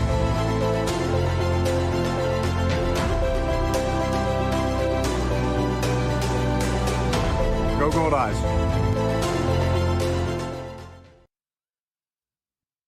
All right. I'm fired up, and I know our next guest is as well. It's been a long time coming to finally have this discussion on Winnipeg Sports Talk. Let's welcome in our pal, the cash man himself, Andrew Collier, GM of the Goldeyes, who are coming home next week to Shaw Park. Andrew, how are you? That was a great video. I'm fired up. The chat's losing it. Everyone wants to get back to the ballpark. We're finally just about here. Yeah, we're pumped. It's 701 days. That's the number of days between home games. It's just absolutely ridiculous, but just fired up. I've talked to you a number of times in the last couple of years, and you know how excited I am. Well, absolutely. And I know how tough this was for you and so many people that make up the Goldeyes organization. We focus on the players and the coaches, and we know they kind of come in, play for a few months and leave. But, like so many businesses, I mean, especially in the hospitality and entertainment businesses, it's been really tough. And it sounds like we've got through it. And, man, what a month of August coming up, Andrew. You're going to bring the boys back, and it's not just for a couple stands. I mean, we've got 19 games over the month of August. The schedule, I don't think, could have worked out any more perfectly for Winnipeg fans that have been dying to get back to the park. Yeah, it's great. 19 games, and they're well spread out. So we have 6, and we go on the road for 6, come home for 6, on the road, and then finish out the season with 7 games. And I'm pretty sure almost all of our games are against division rivals. We're 7 games out of a playoff spot. So we've got it in our hands. If we play well, we could see some playoff baseball here in September. All right, let's quickly get to the important 411 for Winnipeg fans, what they need to know. Home opener is next Tuesday, August 3rd. We want to pack the place to welcome the team back. And so many of these guys that have never even been to Winnipeg before. But for the average fan, what do they need to know about attending a Goldeye game, vaccinations, tickets, all of that, Andrew? Roll it out for us. Everything they need to know is at goldeyes.com. Yeah, fully vaccinated. Just digital tickets only, no paper tickets this year. So they go to ticketmaster.ca, buy their tickets, they have them on their phone, and they show up, have that QR code, the immunization QR code ready to go, or their card. They'll scan their ticket, scan their card, check their ID, and in they go. Masks are recommended on the concourse and when you're sitting.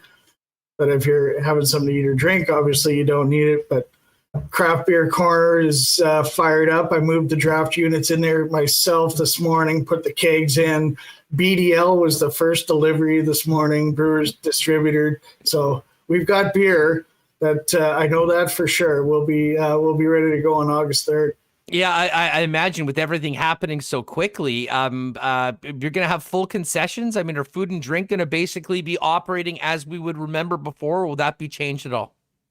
I would say about 80% of the kiosks will be open. There are some that just couldn't get it going quick enough with 2 weeks notice, which is understandable. But for the most part, Goldeyes Grill with hot dogs, hamburgers, like I said, craft beer corner, pop, you name it, popcorn, the usual good ballpark stuff will be available come next Tuesday night. Well, we'll have to get the skipper on at some point over the next few weeks. It's been a while since we talked to Rick Forney, but how did everything go in Tennessee, and what's been the reaction of all the club and the guys that haven't been here before to finally get back and play a legitimate home game here in Peg City?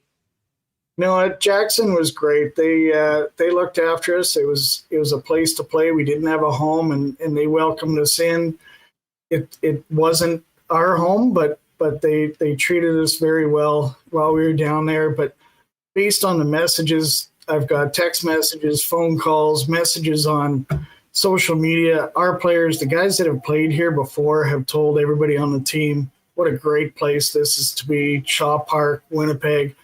So the guys are pumped. You saw in that video, it didn't take much convincing to get those guys to do the video for us. They're pumped to get back up here. They still got they have to do all the arrive can and testing before they get here and a test on arrival. But they're all fully vaccinated. All our team is. The visiting teams will all be. The umpires are. So it's all come together quickly, and it's going to be a busy week for Rick and our training staff getting everybody what they need to cross the border next Monday morning. Well, I mean, listen, it's just so exciting. And I've been talking, I guess, off air to friends about, I mean, just what a special week next week is going to be. And, you know, if you're a sports fan that has been like everyone sitting, watching stuff on television, not able to do anything, you'll be able to go to the Manitoba Derby on Monday. You'll be able to go to the Goldeyes home opener on Tuesday. Hell, you can back-to-back it and go see the Fish again on Wednesday. Take a day off the ballpark, go to the Bomber opener on Thursday and raise that Grey Cup banner and hopefully keep that right through the month of August. It's amazing how, Andrew, we're basically, and especially for you and your staff and everyone at the ballpark, pretty much going from 0 to 60 immediately once we get out of this long weekend. Yeah, it's basically 6 months of planning in 2 weeks, but the staff here are awesome. And when you talk about next week, August 5th, we have a noon game. So you come to the ballpark at noon. Oh, yeah, we changed the game time from an evening game to noon. Smart. To the ballpark at noon. Have a good afternoon. Maybe catch a little nap. Catch an Uber or a taxi down to IGF and keep the party rolling. Oh, man, this is great. Listen, I think any fan here is excited just for the ability to do this and get back to it. And that game, I mean, we've been talking a lot, not knowing what was going to happen with the Goldeyes, about what a special night it'll be at IG Field, coming off a championship, finally being able to welcome the Bombers back.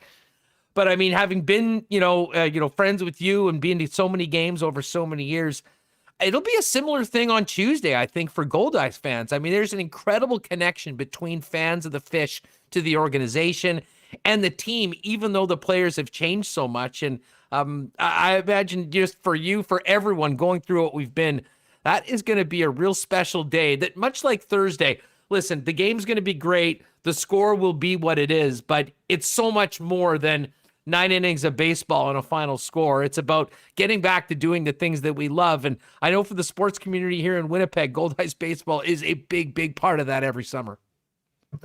Yeah, it's gonna be an emotional moment next Tuesday when we see the guys run on the field. It's gonna be so great, and to be able to have 19 home games and next Thursday is huge. I'm so happy the Bombers are able to finally raise that banner after waiting 2 years to do it. Like you said, you and I are friends. We've got lots of friends at the Bombers. We're just so happy for them as well. And this month of August and September is going to be a lot of fun.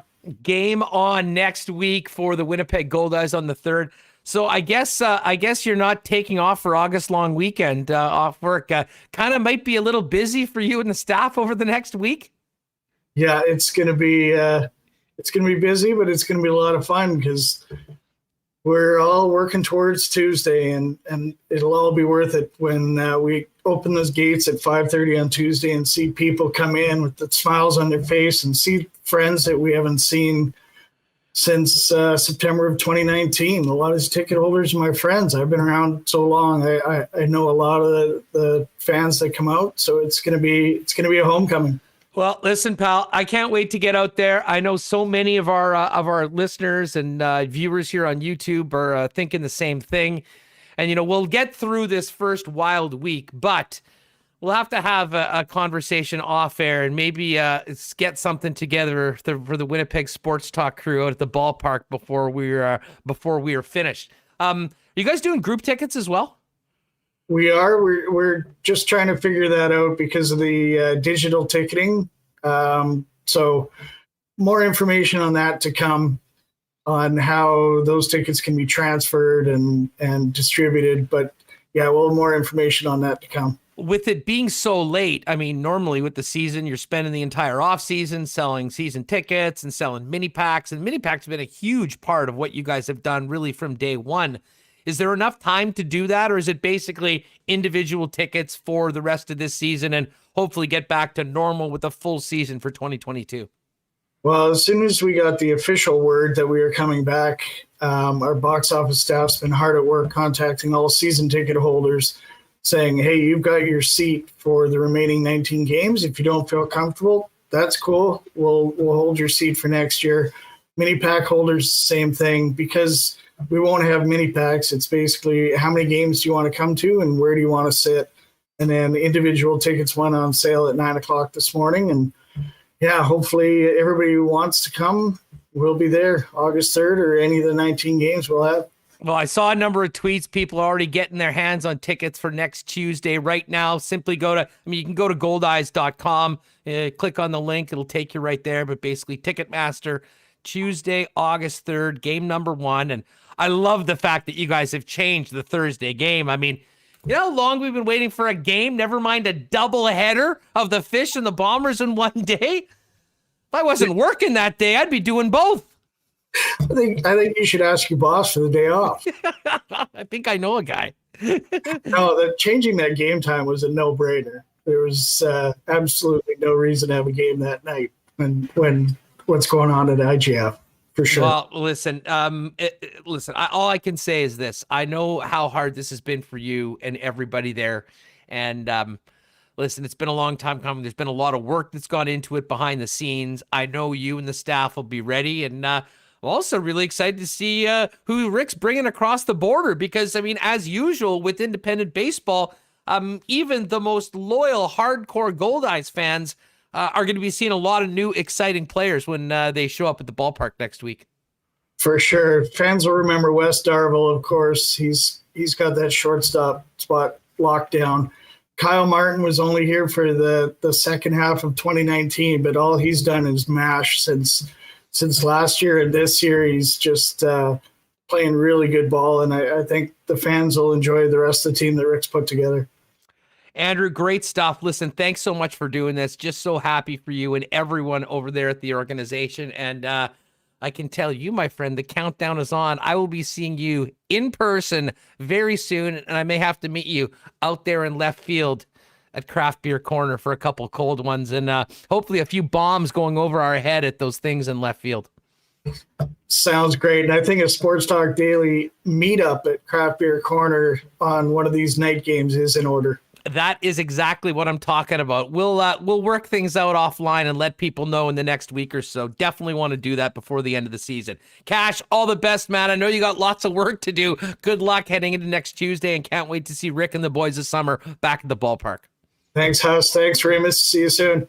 Right on. There he is, Andrew Collier, general manager of the Winnipeg Goldeyes. You can just go to Goldeyes.com. All the information's there. If you need more details on what you need, essentially, it's pretty simple. It's not a lot different than a Valor game, than a Bomber game. Get your card, QR code, your actual card, show your ID. Boom, you're in. And we're back to doing what we love. That's watching live sports here in Winnipeg. All right, let's get Remis back in here. We do have some things to do. Remo, by the way, I mean, we've been talking to people for the last little while. Is there any more breaking news that we've missed over the course of the last hour? Ooh. It seems like it's kind of coming fast and furious over the last little while. That was a busy stretch there. We're doing a lot of stuff on this end that I've never done before. You know, phoning, doing a phone interview and having that all set up, playing those press conference and the video. I've been busy here. I haven't had a chance. I did see, actually, there was some news, Huss. Frank Saravalli's on it, tweeting that Carolina is closing in on an agreement with UFA defenseman Tony DeAngelo. So I did put that in the chat. That was an hour ago. We did have the Kelly McCrimmon press conference. Again, I was working stuff from here. but he was addressing the Marc-Andre Fleury trade. A lot of people are mad online about it. Well, people love Fleury. And you know what? Golden Knights fans love Fleury. I mean, he is a legend with that organization. I think everybody thought that, when he wasn't dealt after last year, that, and he didn't want to go anywhere, that, he'd be finishing his career in Vegas. And, for him to reportedly find out over social media, kind of a tough look for Vegas, I will say that, and a guy that probably deserved better. But at the end of the day, the guy's the Vezina Trophy winner, and they're trading for nothing. I mean, no kidding, people are mad online. If you're a Vegas Golden Knight fan that has loved Marc-Andre Fleury, respects what he's done for the organization, and the way he played last year, it's not a great day. But again, when you're as aggressive as the Vegas Golden Knights have been in so many different ways, and it's a flat cap coming out of a pandemic, you got to make some real tough decisions. I can't imagine a tougher decision, though, for George McPhee, Kelly McCrimmon, even Bill Foley right up to the top to move on. But I think they're showing they're about as cutthroat an organization as we've got in the National Hockey League. And listen, when everyone wants to play there and everyone seemingly wants to sign there, you do that with a little bit of a risk. At some point, they may have to make a move, and it can happen to anyone. If it can happen to Marc-Andre Fleury, the first player ever drafted in the expansion draft to the Vegas Golden Knights, and the guy that has been their rock really since they became into the league. Yeah, he's been the guy that the face of the franchise, and we kind of wondered who would the face of the franchise be for Seattle. I don't know if they have. I mean, probably Mark Giordano, I think, is a likely candidate, but he's no Marc-Andre Fleury at this point. Greg Wyshynski of ESPN was tweeting Kelly McCrimmon's quotes. He said they made Marc-Andre Fleury aware of Chicago's interest earlier this month. They kept him looped in on every team that showed interest in him. They didn't tell him this morning because it was on Twitter before the trade call was completed. So he said they did have open communication leading up to the trade. Alan Walsh says otherwise. We will see. I'm waiting. I agree with you, Wes. I'm waiting for some new artwork from Alan Walsh. Who is the guy? They need to call the guy who did the original sword drawing. I think he needs to show himself. We need to give this guy proper credit. That guy should be put in the Hockey Hall of Fame, if you ask me. Or at least the Photoshop Hall of Fame, or some sort of Hall of Fame, because it was an absolutely absolute beauty of an event. Now, listen, the other things we should touch on these because there's been so much happening. Some deals today that were signed. Connor Garland in Vancouver gets a 5-year, $24.75 million contract with the Canucks. Listen, he was going to get paid, although it was an RFA deal. You're buying some UFA years, and he's going to be, and I mean, he was really the key to that deal. I mean, I know they took OEL, and they hope that OEL will be good, making $7 million off their cap, but they got rid of all the slugs that they overpaid for that were sucking up their cap, and Jim Benning will have an opportunity to try and salvage his job this year, and if it doesn't work, the next guy is going to have, well, he's going to have a lot on his hands going forward. But Pavel Buchnevich, nice deal with the Blues. 4-year, $23.2 million deal, just south of $6 million a year. And Reem, you talked about how productive Buchnevich is. You know, it's funny. The Rangers seem to be in on everyone, and they're always trying to, grab the big money players. They're in on Eichel. They get Panarin for $12 million. At a certain point, it catches up on you. And I don't think they really wanted to lose Buchnevich, but the St. Louis Blues get another pretty nice piece in the middle to see what they can do to try to get back to where they were in 2019, and that was on top of the hockey world. Yeah, I really like this trade for St. Louis and signing Buchnevich, especially if they're going to lose Tarasenko. He's a great replacement on the top line. We'll wait and see what happens there. But I mean, he was the 35th leading scorer in the NHL last year. He had 48 points in 54 games, 20 goals. So I think maybe you don't hear enough about him, and I don't think he had had a top role there in the Rangers organization, but I think they didn't get enough value for him. I know it was a bit of a salary dump. I think they're trying to add some other pieces, but this is a great deal for St. Louis. I think acquiring him for Sammy Blais and a pick, and then signing him to a 4-year contract. And now, Vancouver, yeah. I mean, saying we're talking about these deals and all the deals, but it was also a busy day for buyouts in the National Hockey League. And James Neal, come on down. Your services are no longer needed. Thank you very much. The real deal is a real UFA now after getting bought out by the Oilers. And interesting, a couple goalies. I mean, Martin Jones signed that big long-term deal with the San Jose Sharks and just sort of bottomed out. He's been bought out by San Jose. And Braden Holtby, who wasn't on a really expensive deal, had the one extra year, bought out in Vancouver and now becomes unrestricted free agent. And that goalie market, Reem, is going to be very interesting, including those two individuals, to see what sort of offers they get tomorrow when free agency gets rolling around the league. Yeah, I thought maybe Edmonton should have bought out Koskinen, but it seems like they're opting not to. They can send him to the minors. He's got 1 year left. I mean, I know. That's not a huge problem. I mean, not to mention, at least, he was actually quite serviceable playing in a tandem with Mike Smith for a while at some point the last season.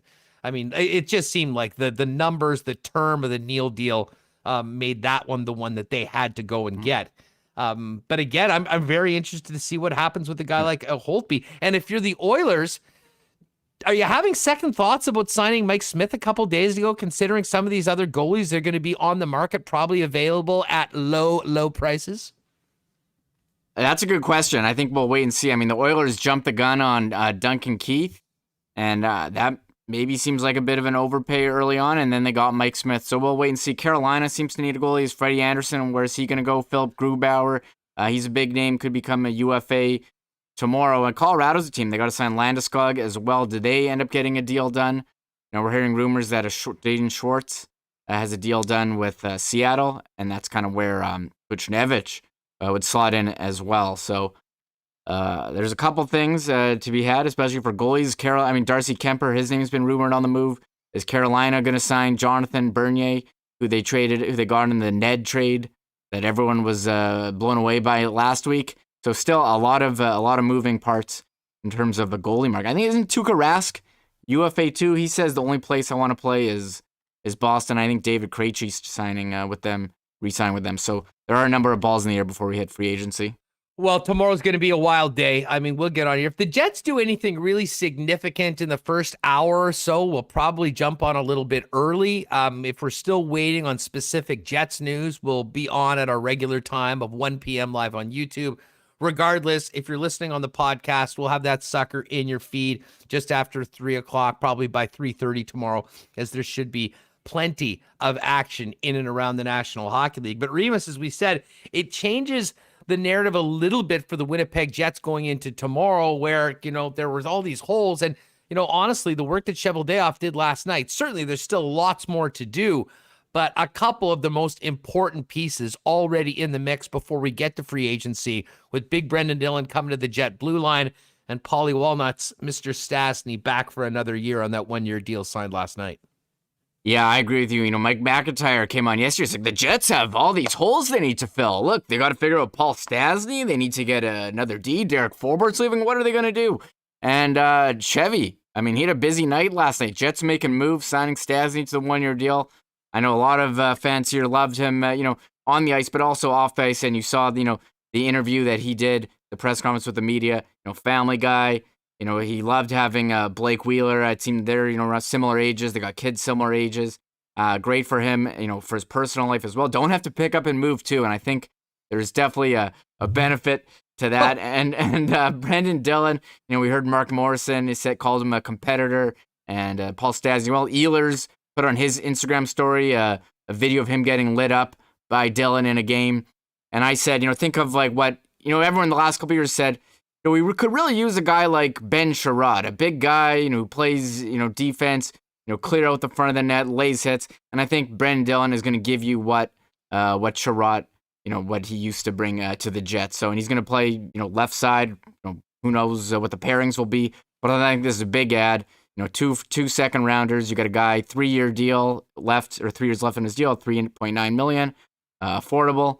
I think this is a great deal for the Jets and fills a need. And we'll see if they have any other moves tomorrow for free agency. Oh, man. The comments, funny comments. You guys keep the humor coming. I always enjoy looking at it. All right, let's get to the Coolbet lines for today. Let's get to the Coolbet lines. So tomorrow the Olympic golf starts. And Morikawa a favorite, Xander at 9-1. My guy, Hideki Matsuyama, I got him at 18. He's now 13 right now because Rom and Bryson are out of the tournament. Other favorites, JT, 11-1. Victor Hovland, 13-1. And don't sleep on the bad guy, Captain America, Patrick Reed. Sometimes it seems like Ryder Cup puts on his stars and stripes and stars. He's at 20-1 right now. Our Canadians are Corey Connors at 29-1. And Mac Hughes is... I will say this, Remis. Dustin and I have moved some lines on Coolbet on the lock shop, but I'm not sure we've ever moved one like Mac Hughes. When we did the program yesterday and we gave out the pick, he was 79-1, moved to 74, moved to 79, 69, and now he's moved to 64. So it does pay to get in early, but I love Mac Hughes as a long shot. He's been playing so well, loves playing for Canada. And I think he's really embracing the this Olympic experience. And tell you what, I haven't wanted to bug him. But our pal, longtime listeners have known I've had Derek Ingram on a number of times. He's also Canada's national golf coach. He's in Tokyo right now with the guys. D Ingram Golf on Twitter. He's put some neat pictures, had one of Corey and Mac doing their media sessions yesterday. So can't wait for the Olympic golf. There's plenty more, basketball coming up. But one game you might want to watch tonight, USA in basketball coming off their loss to France. They're going up against the Iranians. And at one point, this number had gone to 41.5. I guess there's some money coming in on Iran right now because Iran is now a 39.5 point underdog to an angry U.S. team. That game is going to start tonight, close to midnight, I think just after the things get going with I guess the next day's action.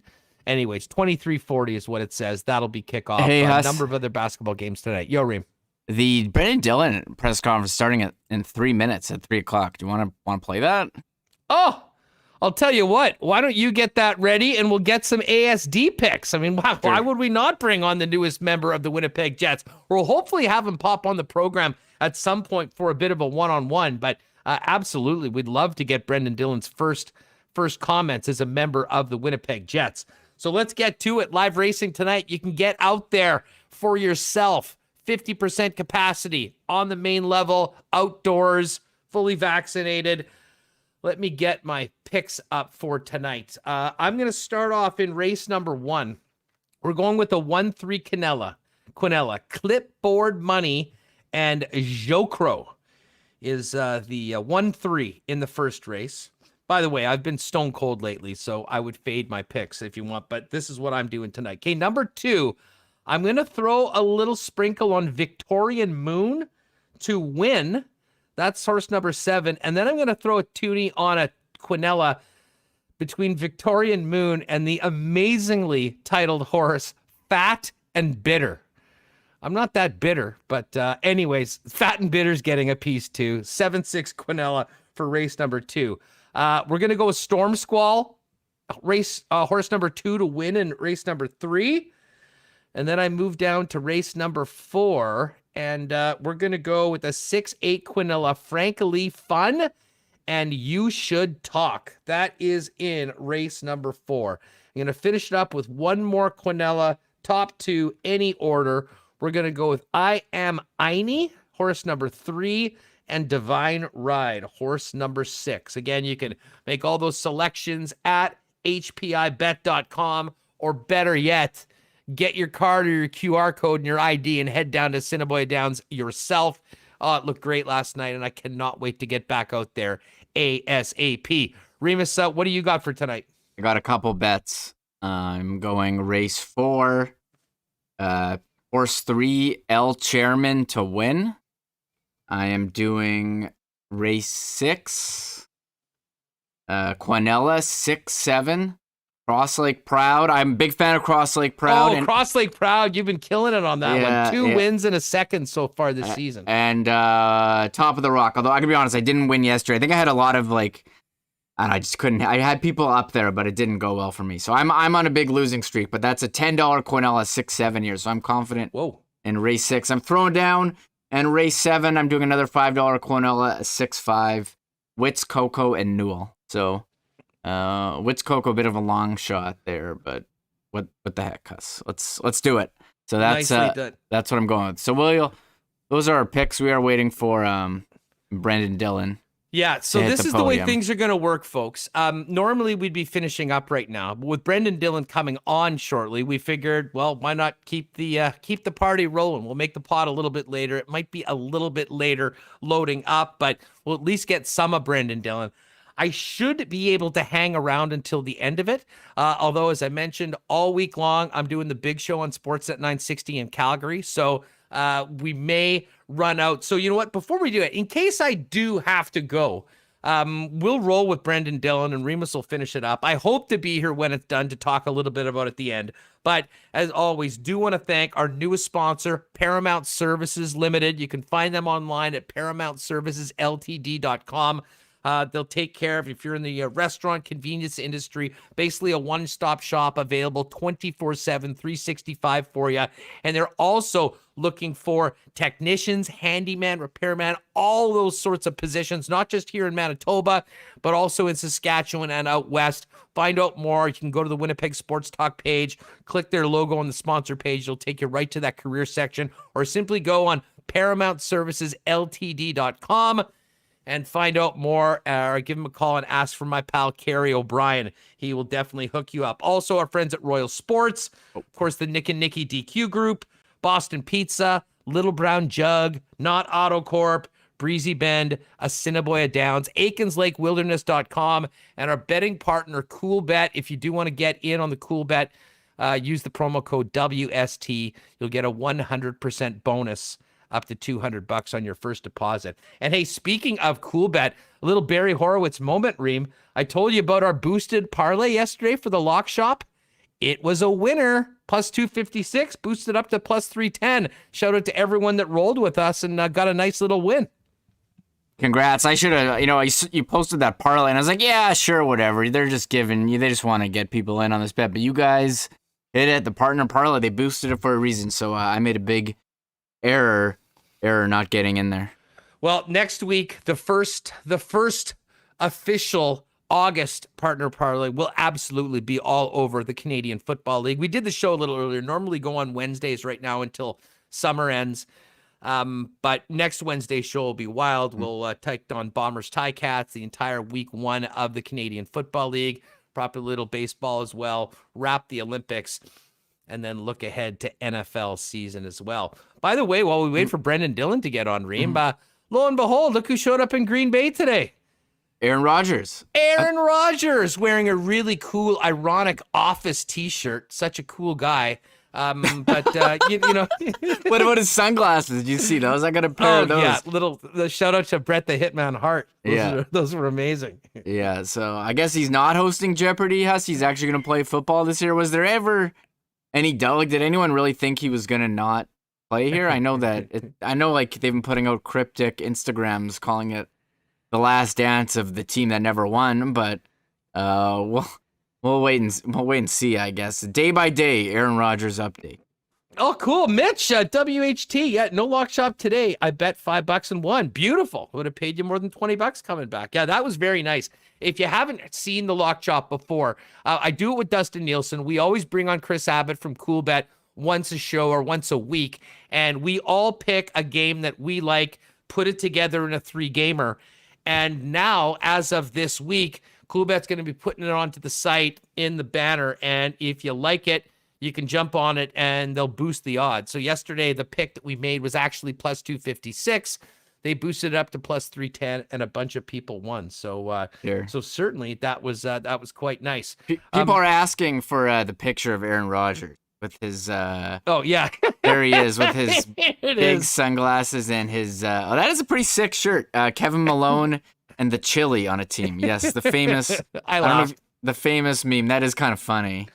So I used to have an Office T-shirt back in like 2006, but people still love it. For the record, I stopped watching I think season 5. I stopped watching. I said this show doesn't have it anymore, and I tapped out and haven't haven't done it since. So what happened? Was that when Jim and Pam got together and you didn't have that beautiful, long, romantic story that just sucked you into every episode? Yeah, I think that was part of it. I think they brought in a bunch of characters. I think the Andy Bernard character started pissing me off, and the first season had this very like awkward, uncomfortable humor, and it became more I like love that. Like Larry David style. Yeah, and it became more like wacky, like every other show. It kind of lost what made it unique, and then also the Jim Pam thing. They got together, and it did ruin it.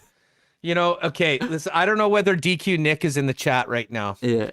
But Joe from Winnipeg has just dropped an amazing suggestion.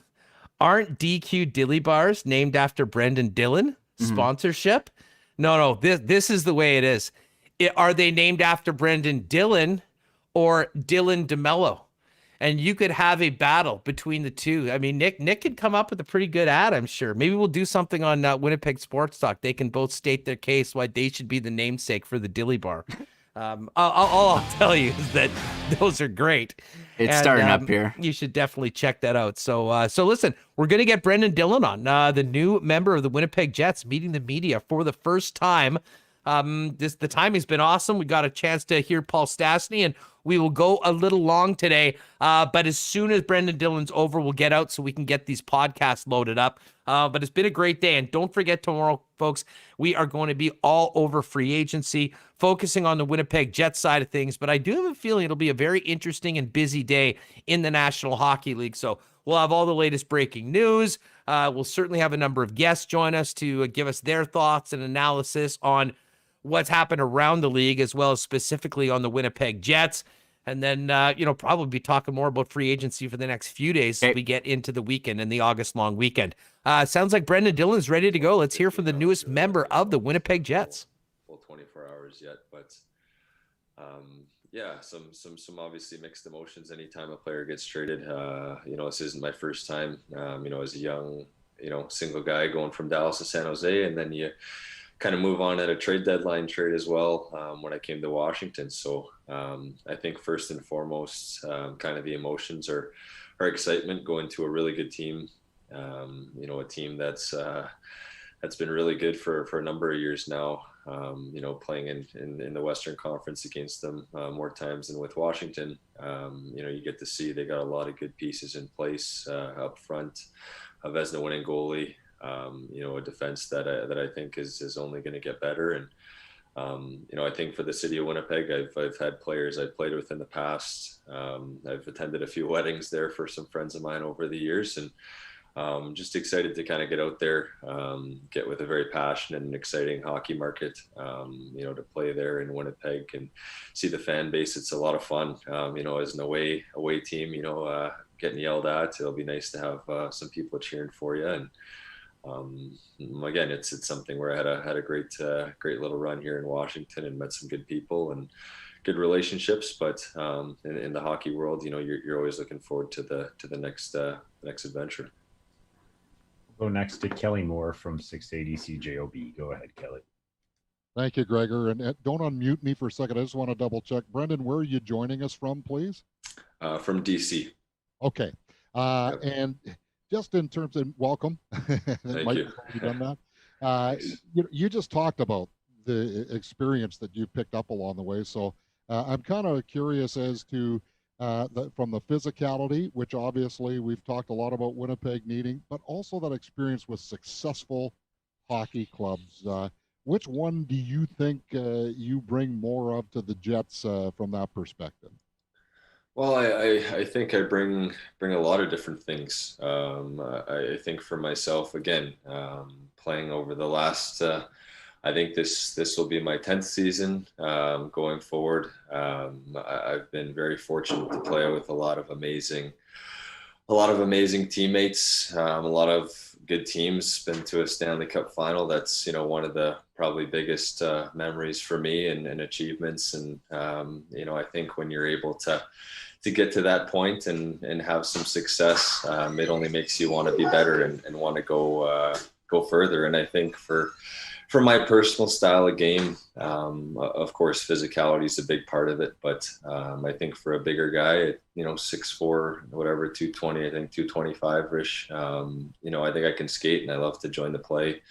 I take a lot of pride in breaking pucks out, and I love to watch hockey. I love to get better at it. Watching guys in the playoffs, the Victor Hedmans, these Norris caliber defensemen. I think for a guy like me, it's cool seeing the Blake Wheelers and Mark Scheifele's and these guys on Winnipeg that continue to get better with age and continue to improve. And I think coming to a team like Winnipeg, there's a work ethic there. And with talking with Coach earlier today with Paul, he's got a great black and white plan, and it's definitely easy to see why they've had success there over the last couple of years. And I hope for myself I can just be a big piece of the puzzle and help to make the team better really at the end of the day. We'll go next to Murat Atesh from The Athletic. Go ahead, Murat. Thanks, Gregor. Hi, Brendan. And likewise, welcome to the city. Thank you.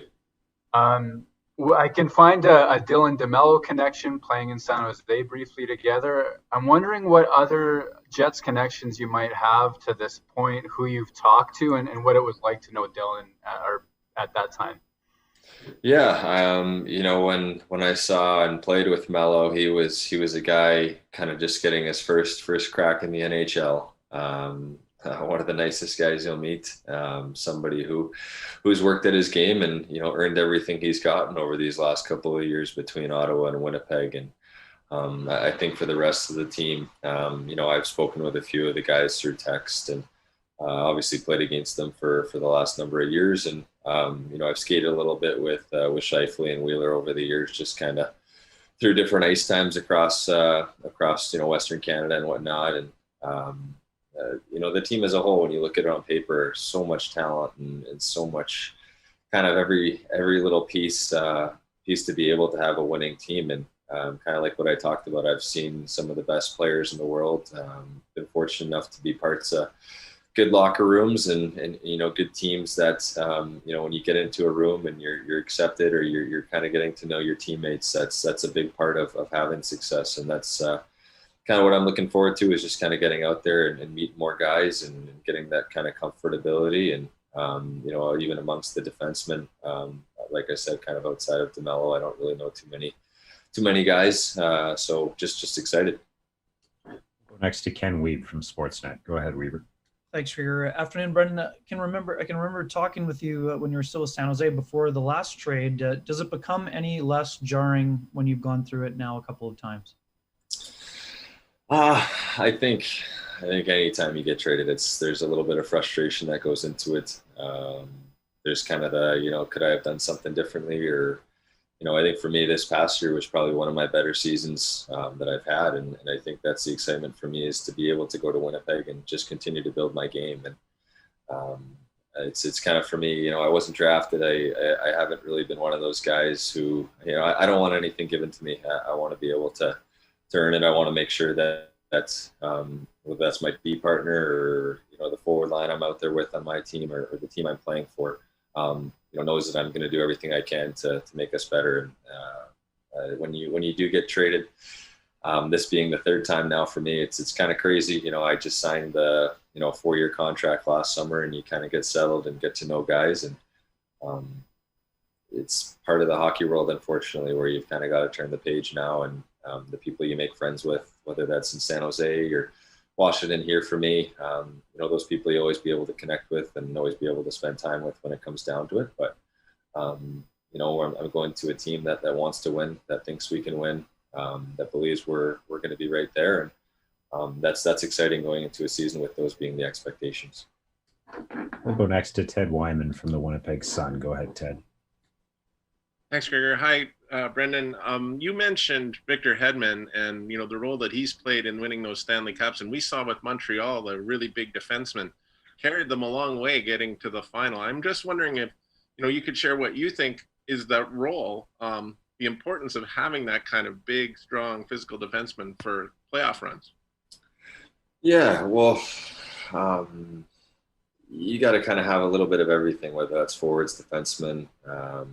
You got to have your speed guys, you got to have your bigger guys, you got to have your role players. And I think for me, I think skating and, positioning is a big part of my game. And to be able to be big, to be physical, to be hard to play against, hard to play against is something I want players on the other team to know at the end of the night. I don't want them to be coming into Winnipeg and think it's going to be an easy game, a game against us. And I think for the team already, you've got big physical players. And then I think when you look at the Mark Scheifele's and, the Kyle Connors and, these aren't small guys either. And they're players that can play a physical brand of hockey. And you see the teams that ended up being in the finals, guys on both sides, the David Savards, the Victor Hedmans, the Joel Edmondson, Shea Weber, Jeff Petrie. I mean, these are all big guys, but they can all move too. And that's something that in this day and age, you got to be able to skate. You got to be able to join the play and create offensively. Teams are too good defensively when you only have 3 forwards that are getting up in the rush. And I think for myself, I try to chip in when I can, but I know what makes Brendan Dillon the best hockey player that he can be. And that's being somebody that's, clearing out the front of the net, that's blocking shots, taking pride on the penalty kill. But at the same time, creating offense when I can, for sure. We'll go next to Carter Brooks from Game On. Go ahead, Carter. Hi, Brendan. Welcome to Winnipeg again virtually. We were just talking about experience and Stanley Cup playoff experiences you've touched on. Another guy that signed yesterday, Paul Stastny, he brings a lot to the front in terms of playoff experience. What do you know about Paul, and how excited are you to be on a team with a guy like that? Well, I don't know Paul too well, but I do know one thing is he's a heck of a hockey player, and I'm definitely happy to be a teammate of his than someone that's having to play against him. And I think anytime someone like Paul Stastny is wanting to re-sign with your team, at his age, with everything that he's accomplished, is still wanting to be a big part of a team. You know that he sees something here. He's been in that dressing room. He's been on that ice with that team, and everything you hear about Winnipeg, the Jets organization, from the GM, the ownership, on down to the coaching staff, it's first class. And I think from whether that's someone that's played there or guys that have gone there in free agency, it's an exciting thing for a player when you're coming and you're going into that kind of environment. And it's someone that I'm sure a guy like Stas has seen and experienced, and is a big part of that team. We'll go back to Kelly Moore from CJOB. Go ahead, Kelly. Hey, Brendan, you mentioned that in the earlier trades, it might have been a bit of a different circumstance, I think, than this one, where it seems, at least on the outset, to be all about the business of hockey, and being left unprotected for the expansion draft last week. Was there anything in your mindset that prepared you that this was probably coming? And when did you actually find out about the trade, last night or this morning? Yeah, well, it is unfortunate. I mean, I know there is, a guy in the name of Mr. Ovechkin that needed a new contract this summer. And, he's done a heck of a lot for the franchise in Washington, and not just for that, but for the game of hockey and the NHL. And, those are conversations I'm not a part of when it comes with management and him. And I know for Washington, they're a cap team that's is trying to win a Stanley Cup every year, and with that comes decisions. And this was obviously a route that they kind of chose to go down. And I think for me as a player, you kind of take that with a chip on your shoulder. You want to go and just go to that new team and prove them right. I think that's for Chevy bringing me in. I want to do everything I can to be the best Brendan Dillon and best Winnipeg Jet I can.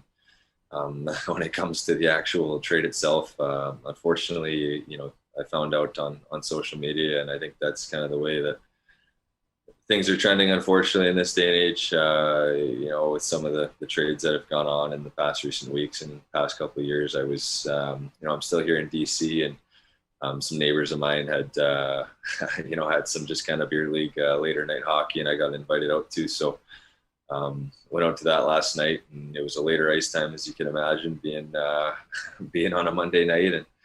sure enough, got off the ice, and just as everyone's kind of winding down, you know, one of the guys had kind of said they'd check their Twitter or Instagram, and next thing you know, you look at your phone and there's a couple missed calls, and you know, off we go. So that's the unfortunate thing with some of the social media in this day and age is you find out some things that way, but we're in 2021, and you know, it kind of is what it is. And you know, I've talked to some of my former teammates, and you know, just friends from back home, and some of the new, you know, my new teammates too. So it's as part of being a hockey player, that's what we sign up for. There's a lot of good things, a lot of incredible things that hockey gives you, and there's also some tough decisions that go into it too. More for Brendan. Now we'll go back to Murat Atesh from The Athletic. Go ahead, Murat. Thanks, Gregor. Just sort of following up on just how three-dimensional that answer is, because you know, you're talking about good things, bad things, the reality of how you find out. Having moved a couple of times now, I've always wondered, what do teams do to prepare you for that transition to the new city in terms of information, in terms of making it easy? I'm sure you're just at the beginning of that with Winnipeg, but what does that even look like? Well, it's a lot when you look at it. You know, some guys have kids in school, some guys have built their forever home, some guys are just renting and have all their furniture. They can just grab the keys and lock the door and off they go. You know, I don't have kids or anything right now, but I do own my house here. But you know, there's decisions that kind of have to be made, and especially with how short the off season is this off season. You know, those things kind of get projected a little bit quicker than maybe you were thinking if that something was to happen. And it's every team is probably a little bit different in there, right? I mean, Winnipeg's been fantastic so far with talking with everyone in the organization, you know, where to live, where guys live, rent, buy, you know, where most guys are, people reaching out to make the transition easier. Those are things that, you know, you've kind of got friends and family for that can make it a little bit easier. You just are, at the end of the day, hoping to go somewhere where you're wanted to go somewhere where it's going to be a good situation. And I think Winnipeg ticks all those boxes. And final question to Mike McIntyre from the Free Press. Go ahead, Mike. Brendan, just a lighthearted follow-up. You mentioned playing beer league hockey last night and finding out. I'm just curious, what's the caliber of the beer league? Do you let anybody else touch the puck on the ice?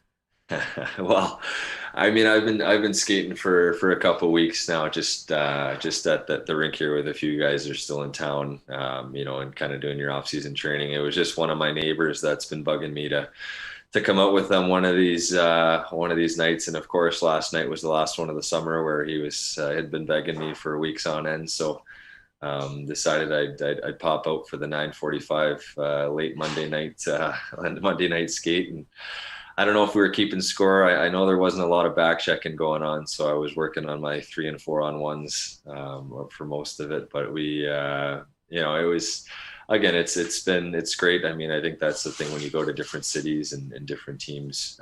You know, you meet friends, you meet people that you know, you keep in touch with over the years. And at the same time, it was it was probably a night I'll remember for sure. Thanks very much for doing this, Brendan. We appreciate it. And thanks, guys. We look forward. Dillon, still here. We'll just finish up the program, but I got to bring Remis in here.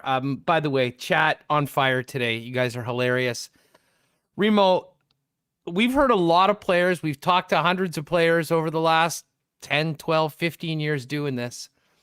That's got to be one of the funniest getting traded stories I've ever heard. First of all, the fact that he was playing in his neighbor's beer league game, and then to get into the dressing room afterwards and have one of the other guys check his social media and find out that the guy that they just brought in from the Capitals to play with them, his final game in DC was a member of his neighbor's beer league team and not the Washington Capitals. Yeah, that's an awesome story, and I loved hearing him talk about how he was practicing his 3-on-1s and 4-on-1s, because you know how much back checking is going on in a 9:40. Playing in your game. Yeah, 9:40. Yeah, maybe he'll want to come to some local beer league so you can make a good YouTube video. of it that. Sucks for him that he threw that out like right away. That like so every single person in Winnipeg knows that he's done that. Like he is going to set a record for invites to, hey, you want to come out and skate with us? Me and my buddies are going out on Sunday night at 10:30. You in? Like it's going to be nonstop for this guy. Yeah, I agree. And one thing I noticed for sure, Huss, we've talked about how the Jets are the best flow team in the league. Kyle Connor, Sammy Niku, Lauren Brossois. I mean, there's some guys. I think Mark Scheifele had some pretty good flow. Wheeler last year. What about Wheeler. I haven't watched the Jets game in a while, but I think Brendan Dillon will definitely fit in nicely with the flow he was displaying under his Mariners hat. I'll have to rock I got the same one. I'll have to rock it tomorrow now. I was going to ask you about that. What's up with the maroon Mariners hat? Was that like some special game or something? He's from BC. He probably just remember how like Fred Durst popularized like having wacky colors of a Yankees hat. I guess he likes maroon, and he's from BC. Maybe he's a Mariners fan. It's a Mariners hat in the colors of the Vancouver jersey from the Heritage Classic, where Torts played Eddie Lack over Luongo, and he promptly got his ass traded out of town. That was amazing. I will say this. I mean, all like joking aside, it was sort of a funny little bit at the end. Man, if you're a Jets fan, that's exactly what you want to hear from a player. Excited to come here, excited about the team, and a guy that knows that this is a team that absolutely values him and needs him to get to the next level. We'll hopefully get Brendan Dillon on maybe in the next few shows. We'll see whether that can work out. But I can tell you, I think a lot of people excited, and what a great show this has been today. We got to thank Mark Morrison. It seemed like 5 hours ago we talked to him. Thanks to Rennie for joining us from the campsite. Andrew Collier, GM of the Goldeyes, getting us ready for next Tuesday's Winnipeg Goldeyes home opener. And then some live comments from both Paul Stastny and Brenden Dillon. Stastny re-signed last night by the Winnipeg Jets, and Brendan Dillon acquired by the Winnipeg Jets last night in a trade from the Washington Capitals. And again, folks, tomorrow is free agency day in the National Hockey League. There should be a ton of news. We'll focus in on what's happening with Winnipeg Jets, but keep an eye on what's happening all around the league. If anything breaks with the Jets early, we may start it. So if you haven't already, especially to you folks in the YouTube, make sure you've hit that bell so you get notified that we go live. Tomorrow's the sort of a day where we may go early, in fact, but guaranteed we'll be on at 1 p.m., if not earlier, with all the latest on free agency from around the National Hockey League. As I mentioned, I got to run. I'm jumping on with Pat Steinberg for a few hours on Sportsnet 960. Thanks to everyone that joined us, all of our guests, all the sponsors, you all in the chat, and everyone listening on podcasts that got all the way to the end. Been a great day, exciting times for the Winnipeg Jets and their fans. We'll be back all over it tomorrow here on Winnipeg Sports Talk Daily. Thanks for listening, everybody. Have a great night. We'll see you Wednesday. Oh, my God! Oh! Shut it down! Let's go home! Thanks for tuning in to Winnipeg Sports Talk Daily. Make sure to subscribe on YouTube and your favorite podcast feed at winnipegsportstalk.com.